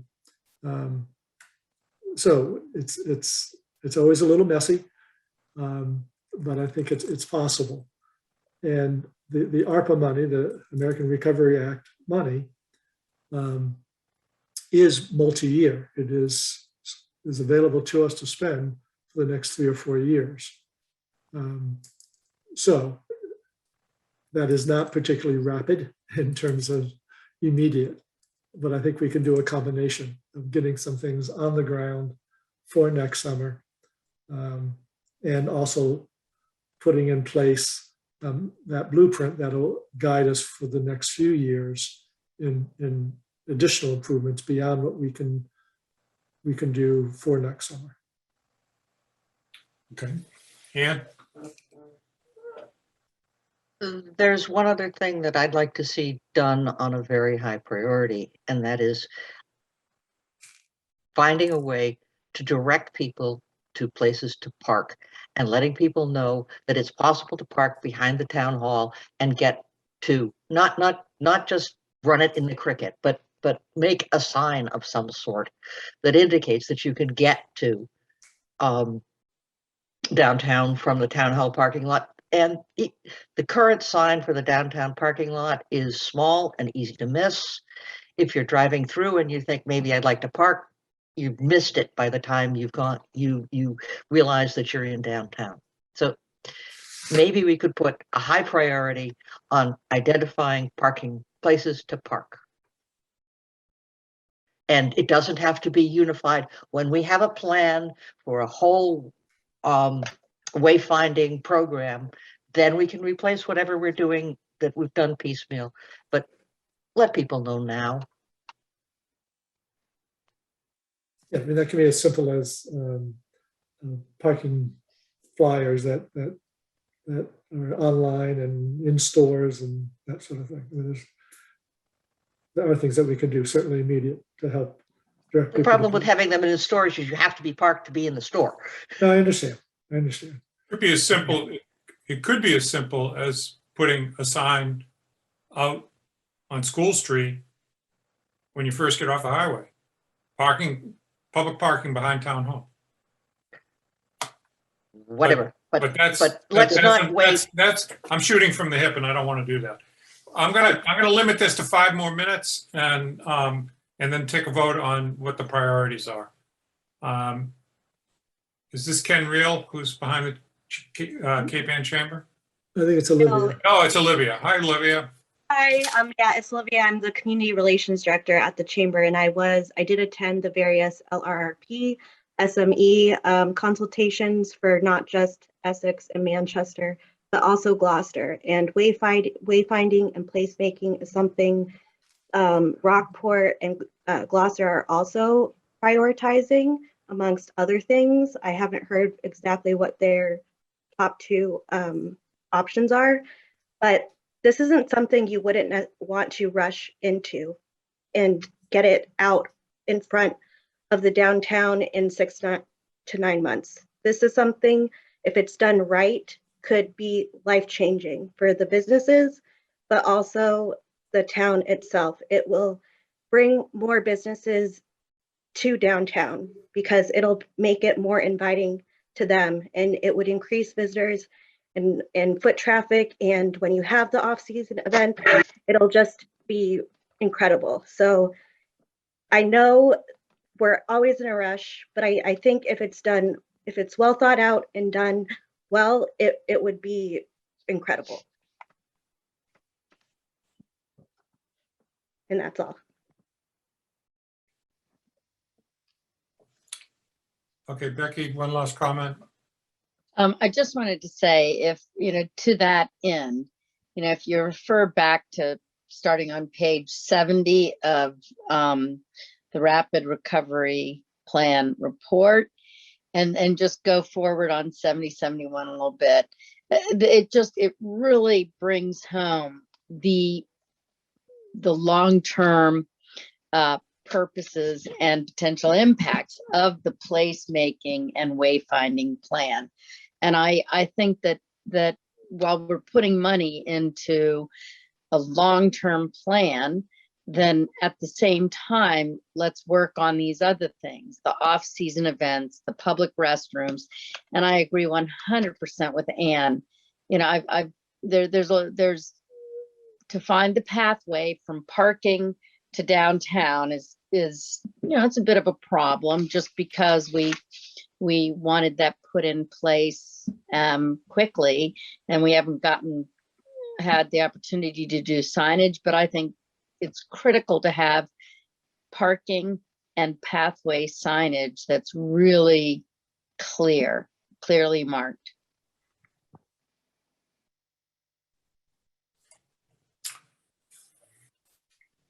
Okay, I think that we're talking about timeframes a lot, and I think we're also talking about the same priorities. And what Greg has asked us to do tonight is to bring this forward for a vote for our priorities. So can I get a motion for the top 3 priorities that the board would like to see?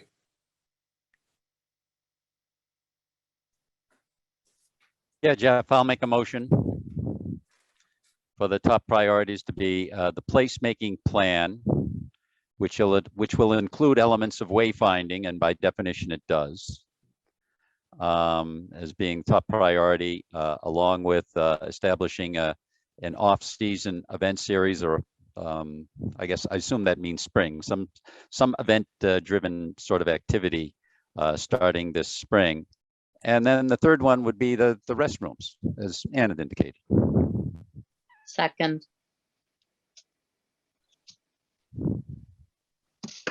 You ready to vote?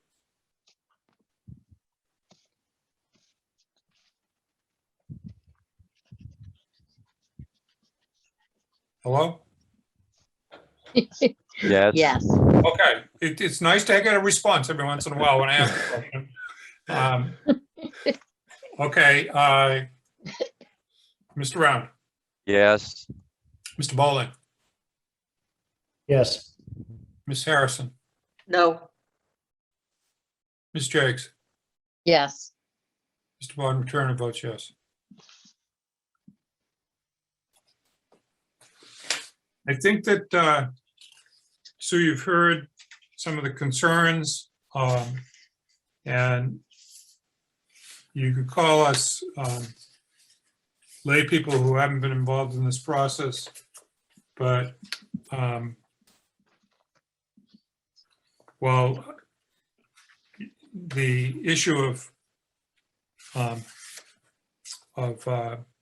wayfinding being subsumed under placemaking has been raised. We're talking about the need for wayfinding related to parking happening as soon as is reasonable. And that's the priority of the Board of Selectmen. And you need to take into account what Olivia said about the priorities of the Chamber of Commerce as well. Okay. American Plan Recovery Act funds. Oh boy. So you had a discussion of this at your last meeting as well. And just a quick reminder, 1.5 million roughly in ARPA monies. This is separate from infrastructure dollars. There will be additional infrastructure dollars coming as well. A lot of that will be competitive, but not all of it. And there are some additional dollars that the state is also allocating towards municipalities under their ARPA money. So at your last meeting, we reviewed a number of DPW projects and also some others. So roughly $1 million in DPW projects and $500,000 in other. The Finance Committee was very supportive of the DPW projects and approved that initial list. They were not as excited about the other projects. They leaned towards using perhaps all of the money for DPW. We could easily spend it all on DPW, but I do think it is wise to set some of the dollars aside for some of these other efforts. Again, we'll have to see. The state is discussing both the House and Senate versions of the ARPA and state surplus, are talking about additional funds for public health and boards of health. Depending on how that shakes out, maybe we don't need to use ARPA money. We need to wait and see on that. But we may need some additional dollars from ARPA to help with some of the COVID-related expenses. We had economic recovery efforts listed to the tune of about $200,000 and climate resiliency efforts to the tune of about $150,000. We don't need to make final decisions on that $500,000, except I would like a green light for $15,000 for the climate resiliency project advancement for the Voices for Climate Change effort. That would be a Cape Ann-wide effort of the 4 communities. As I indicated last time, Gloucester has agreed to put $55,000 into that, and we're looking for $10,000 to $15,000 from each of the other 3 communities to go towards that effort. It would be helpful to approve the initial list of DPW projects, and again, that came to $642,000 for the various design works, the three design projects, and then the SCADA system, which was the largest expense at $340,000, and then $100,000 for putting a mixer in the water tank, and also replacing the main water meters at the water plant. So again, bottom line for this evening, it'd be very helpful if you are agreeable to approve the $642,000 for the 5 different DPW projects that are listed, and then $15,000 for the Voices project, the Voices for Climate Action project. So Greg, you're not asking tonight for us to approve the water pipe construction cost contribution of $450,000? No, that's not needed tonight. Okay. What about the BOH COVID expenses? Again, we don't need to do that this evening. Okay. We have time. It's fine with me if we don't need to do it, if we have time. Any comments, questions, concerns from the board on this? If I may, Jeff? Go ahead, Becky.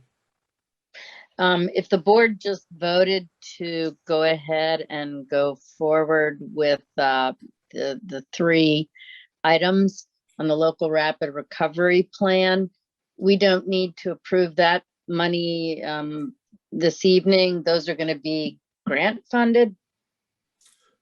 So I think we will wait and see. So I think it's worth pursuing some other funding sources first. And if those are not successful, then we come back to you and potentially tap some additional ARPA money.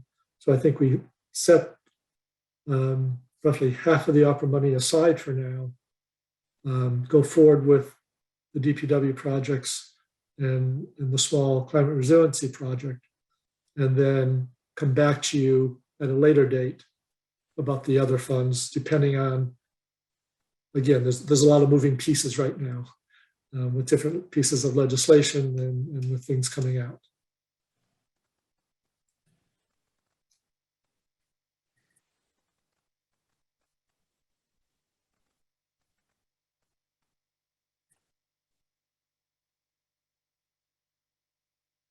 Thank you.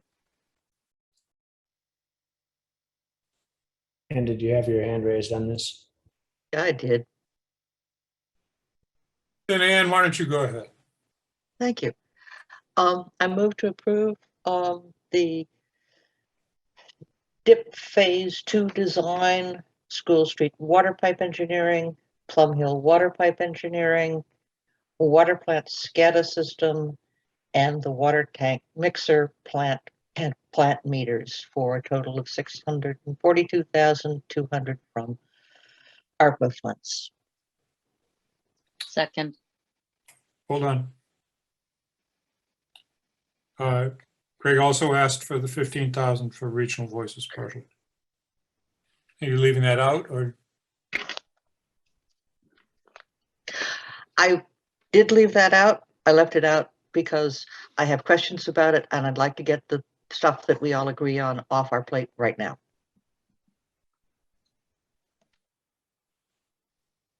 Okay. Any discussion from the board? Roll call vote. Mr. Round? Is there a second? Yes, there was. Okay. Yes. Yes. Mr. Ballin? Yes. Ms. Jaggs? Yes. Ms. Harrison? Yes. Mr. Bob Turner votes yes. Get a motion for the Regional Voices project for 15,000.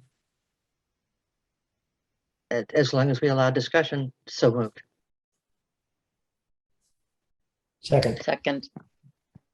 Discussion. Greg, what exactly is the Voices project? So the Voices Project is it's an effort to make sure that the climate resiliency projects have the support of the citizens. So it's an effort to identify what people value in terms of their special places on Cape Ann, what they see as threatened by sea level rise, what they worry about for sea level rise and storms and et cetera. And it's designed to elevate awareness and support for resiliency projects. So it's a effort teaming up with a team of volunteers who literally go out and talk to people and record those conversations about their concerns about climate. It is teaming up with some researchers at Harvard who are ethnographers by training and identifying the unique cultural values and feelings of special place that Cape Anners have, and how those feelings and desires and aspirations are threatened by climate change, and how we can then address and tailor, I should say, how we can tailor our solutions and resiliency projects to address those concerns that people have. So it's laying the foundation for strong public support for projects. Greg, question is there an agency or some sort of an organization that is administering this right now, or is this just so this is out there? No, so this is a combination of the four communities, representatives of each of the four municipalities, and then also the Climate Action Coalition, which is a Cape Ann coalition in conjunction with Town Green 2025, which is again a Cape Ann-wide organization. So it's a combination of the four municipalities, nonprofits in the area, and then teaming up with some researchers at Harvard.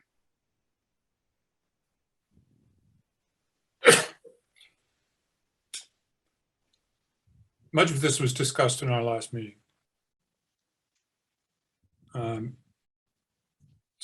And I'm saying that because it's now 5 minutes to 9 or 10 minutes to 9, and we need to keep moving. So is the board ready to vote? Okay.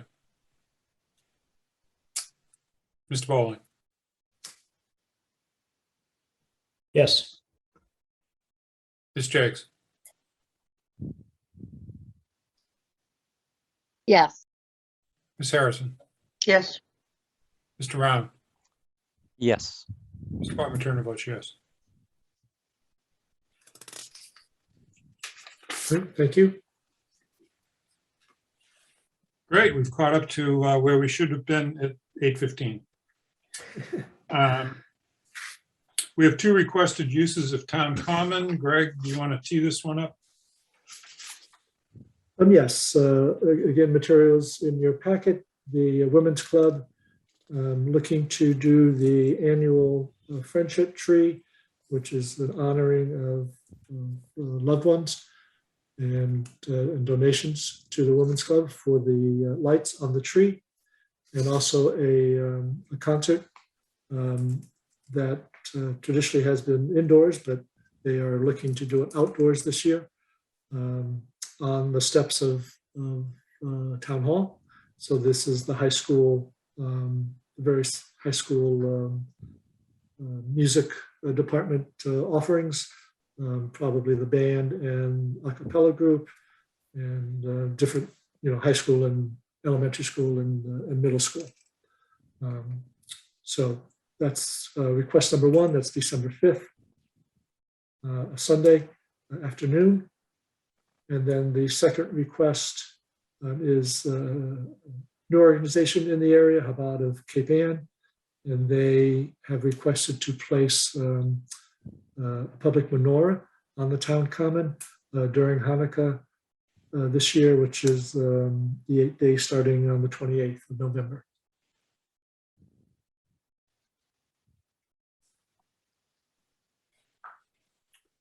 Okay, in terms of the first request, I was trying to obtain more information about the concert this year, and I was unable to obtain it by the time of this meeting.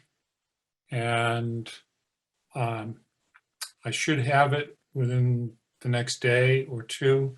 So I have put onto the agenda for the joint meeting with BOH on Thursday morning that will follow with a Board of Selectmen, a short Board of Selectmen meeting to reconsider any concerns related to the concert on the green.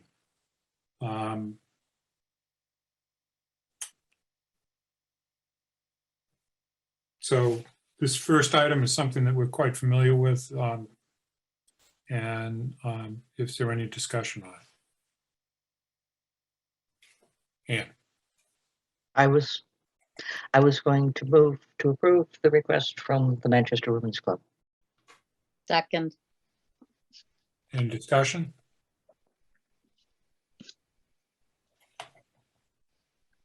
Okay. So the request is for the friendship tree lighting on Sunday, December 5th, 2021 at 4 p.m. With an outdoor concert on the steps of the town hall. And cocoa. And cocoa. With marshmallows. Yeah, okay, fine. And the one concern I have is that we've spent a lot of money laying out a lawn in front of town hall. And in the past, when this has been an indoor event in the meeting house, the crowd has been rather large. And I'm wondering about whether we need to do any kind of cordoning off of the lawn area or to protect it. I don't want to have this one event destroy the expense and beauty of that front edge of town common near the steps.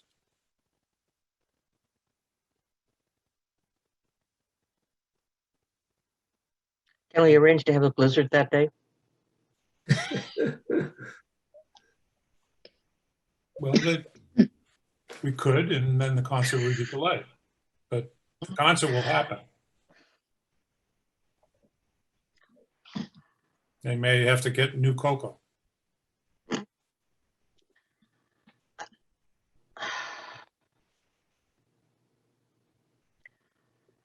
If that's not a shared concern of the board, then we can move to a vote. I'm not particularly concerned about the grass in early December. Nor am I.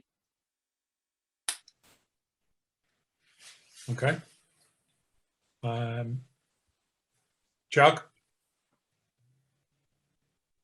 You still there? I am still here. I'm going to withhold my thoughts on that. I think it's probably fine for December, but Please don't withhold your thoughts. yeah, I think it would be fine. I've never attended the actual gala or whatever it's called. So, but I can't imagine that for one night, hopefully there's some frost in the ground and we won't have to worry too much about it coming back. They have a mosh pit and there's other things that go on. I can't imagine what the women's club mosh pit looks like in December, but I'll take your word for it. You don't want to see it. Okay. All right. So let's move to a vote. Ms. Harrison, Yes.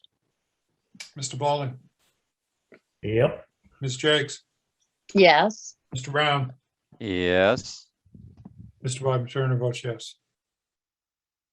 The second item is the request of Shabbat of Cape Ann to display a menorah on the town common. And you received a letter in your packet.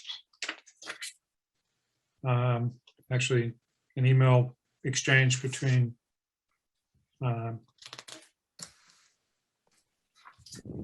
Greg and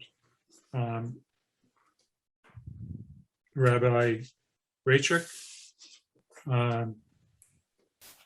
And you also received the second page of that was the second and third page was the actual request. The menorah would be 9 feet tall and 7 feet across.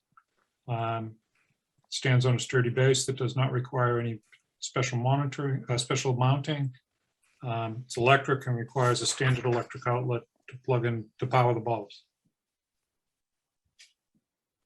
We discussed this some during our previous meeting, and I open it to the discussion of the board right now. The court case that he cites was specifically about the joint display of symbols from various religions. As it happens, given the calendar this year, there's 1 day of overlap. This is not a joint display showing a winter holiday, bringing people together, and I think we should not approve it.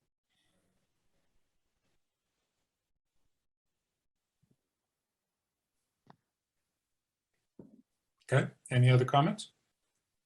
Yeah, I'm in agreement with Dan. Additionally, we typically do support events from groups outside of our communities. Displays, typically we have supported those from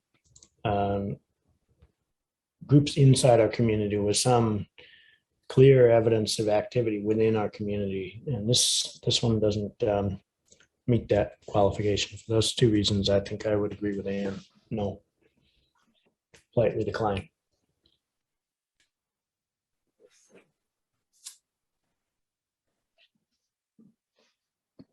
Becky, John, Jeff, if I may.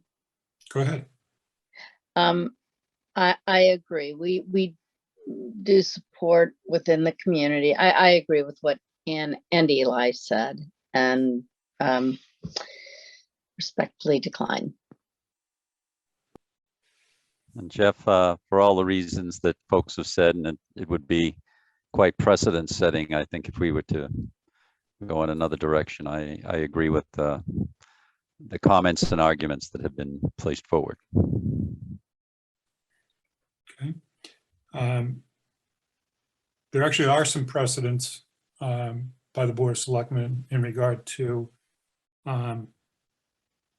religious displays on the common, and those precedents are to not allow them. There was a request for a living creche about 4 or 5 years ago, maybe 6 or 7 years ago, and that was denied. A request for cross at Easter, and that was denied.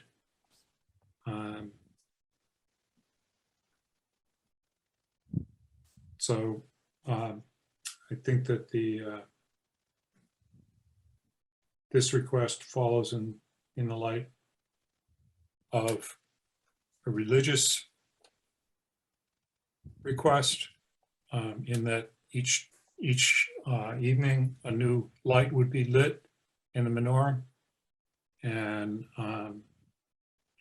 celebrating each of the 8 days that the light in the temple, the lamp in the temple burned beyond when it should have. So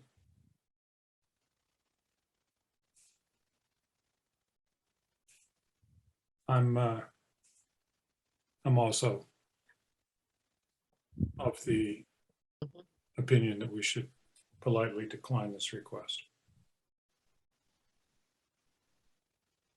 I would invite any members of the public, or it appears that Rabbi Rachik is here. If you would like to address us and make a comment.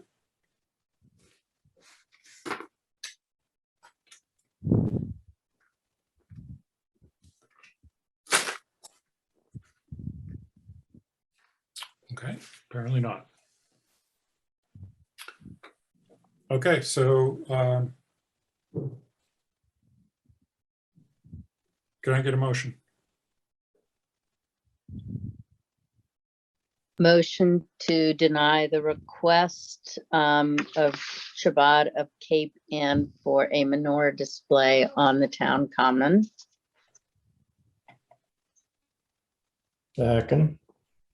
Okay, so moved by Ms. Jakes and seconded by Mr. Bowling. Any further discussion? Ms. Jakes? Yes. Mr. Bowling? Yes. Mr. Round? Yes. Ms. Harrison? Yes. Mr. Bodnar Turner votes yes. Okay.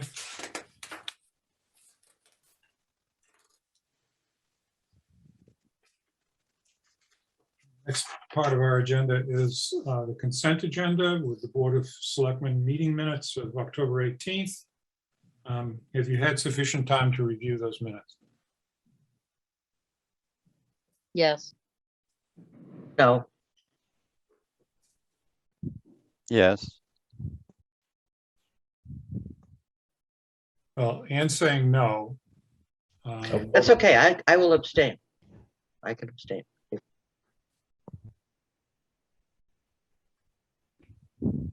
I felt like it was pretty tight. I've started to read them and I haven't finished reading them. So I'd like to put it off. Fine, pull them. I beg your pardon? That's fine, pull them. Okay, so we're pulling that out. We have a seasonal population estimate. We have the FAQs on town water and wastewater systems. And I circulated a couple of small comments, moving something from the appendix up into the main body. And the appointment to Affordable Housing Trust. And the special election warrant. Ooh, I don't see that on our agenda. Yeah, it was amended. It's on the amended agenda. Right. So it was posted. Okay. And the special election warrant. Motion for, with the exception of the BOS meetings from. Motion to approve the consent agenda with the exception of the BOS minutes. Second. Okay, moved by Mr. Bowling, seconded by Ms. Jakes. Roll call vote. Ms. Harrison, Yes. Mr. Bowling, Yes. Mr. Round, Yes. Ms. Jakes, Yes. Mr. Bowden Turner votes yes. Town administrators report. Thank you, Mr. Chairman. I'll be brief. You have probably heard of PFAS. They are what are called forever chemicals in the environment, and they are starting to show up in public water supplies. We have, ahead of schedule, we have done some testing on our water supplies. The threshold is 20 parts per trillion. It's an extremely small amount. Other states have set it at 70 parts. Massachusetts has set it at 20. Our testing shows that we are in the teens. I think anywhere from 12 to 18, maybe 16 parts per trillion. So we are below that threshold where action needs to be taken. But we are within the range, the 10 to 20 range, where testing will need to be done frequently. I believe that required testing begins in the fall, in September, and we will continue to monitor our levels, and we will be reporting on that regularly. And if there are, if we see the levels rising, and we get over that 20 parts per trillion threshold, then we will need to take further action.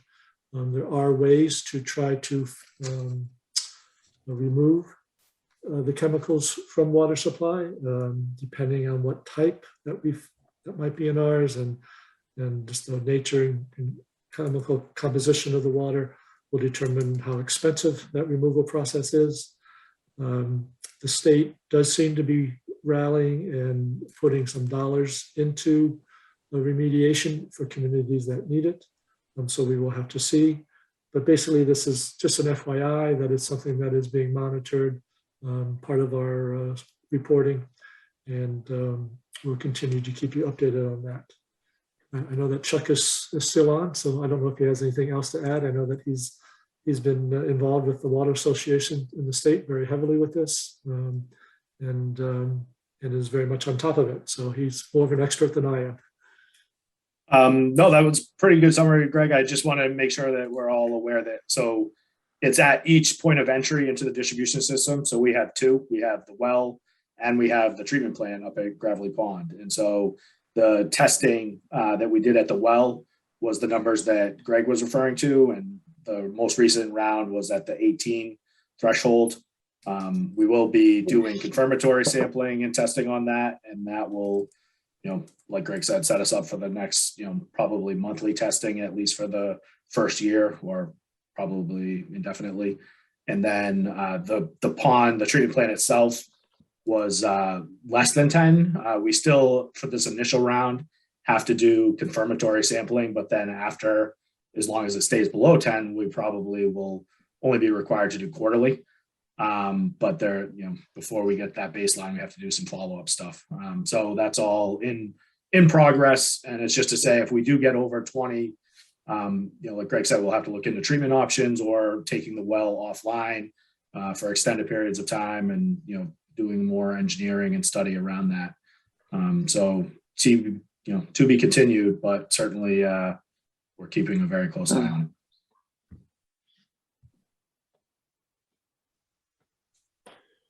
So as I said, an FYI for now, and we will keep you posted as things progress. Wanted to give you a quick update, staffing update. We're pretty close to making a hire for the assistant in my office, and hope to have that wrapped up sometime this week or early next. We are looking at possible some office rearrangement. It may be appropriate to have my office, your selectman's / town administrator's office with the executive assistant and with the special projects coordinator being in one space. One option would be then to swap offices with treasurer collector. Be a little different traffic pattern. People come in that door and go straight to the collector treasurer's office with their checks. And so that's one option. We'll be talking with staff tomorrow about if they have other ideas that we can brainstorm a little bit on. But there is a need for some reshuffling and see if we can get a little better utilization of the space that we need to accommodate the folks that we have. So again, stay tuned on that. And if you have your own ideas, I would welcome them. And then thirdly, hybrid meeting capabilities. We did receive the equipment needed to set up room 5 as a hybrid meeting space. We're still working out some of the bugs with the equipment, making sure that it'll be operating smoothly. Another round of testing tomorrow and some initial training.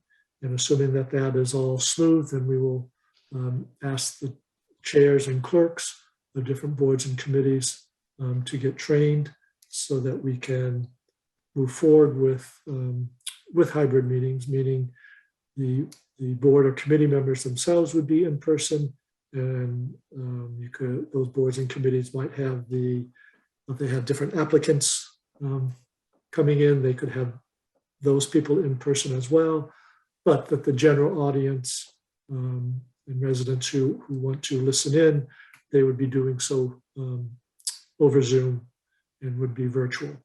And so the new setup has a very large, basically a large computer screen, large TV screen that acts as the Zoom screen for everyone in the room to see, and cameras also then projecting back out to Zoom so that people who are participating remotely can see what's happening in the room, and obviously the audio going back and forth as well. So that'll be, as I say, in another week or two, that should be ready to go. And we are working with 1623 Studios, and for the larger meetings, that is boards and committees that tend to have a larger participation, yourself, selectmen, planning board, zoning board, those meetings, we hope to have 1623 staff there on site, helping with the audio video management of the room. We will also be setting up room 7 as a smaller meeting space for smaller boards and committees that don't generally have as big of audience participating. That'll be Zoom only. It will not be live projection or live broadcasting over 1623 channels, which is what room 5 will have. But room 7 will be another meeting space that can host hybrid meetings for our committees that don't have as big of an audience typically. So that is a little bit behind, more than a little bit behind schedule. We had hoped that this would be ready in September. Delays and shipping equipment, et cetera, hurt us. We had hoped to have it live this week, but I think it's best to make sure that we have all the bugs worked out. And I don't want to have our first one run into technical difficulties that caused the meeting to have to be ended prematurely. So I want to make sure that we've got a well running system before we go live with it.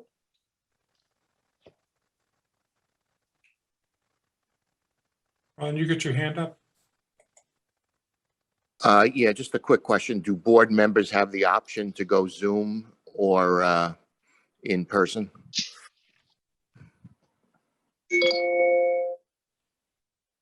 So the intent is to have board members in person if you're going to do a hybrid. I can double check with council. Well, let me double check on that, Ron. Thank you. Sarah? Yeah, I think board members have to be in person, but am I assuming, Greg, that my ZBA meeting hosted as a public hearing, I can switch it to totally Zoom? It was posted Yes. as, Right, so that should be amended just to say this is 100% Zoom, not hybrid. it didn't need to be in the public hearing notice. Right, so you can switch it to all Zoom since Okay. since that was already part of the notice. It could be modified. It's just like posting a change in room if we had an overflow crowd, similar to that. Great, thank you.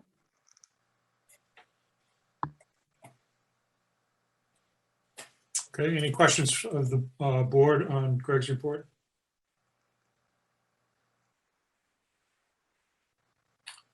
All right.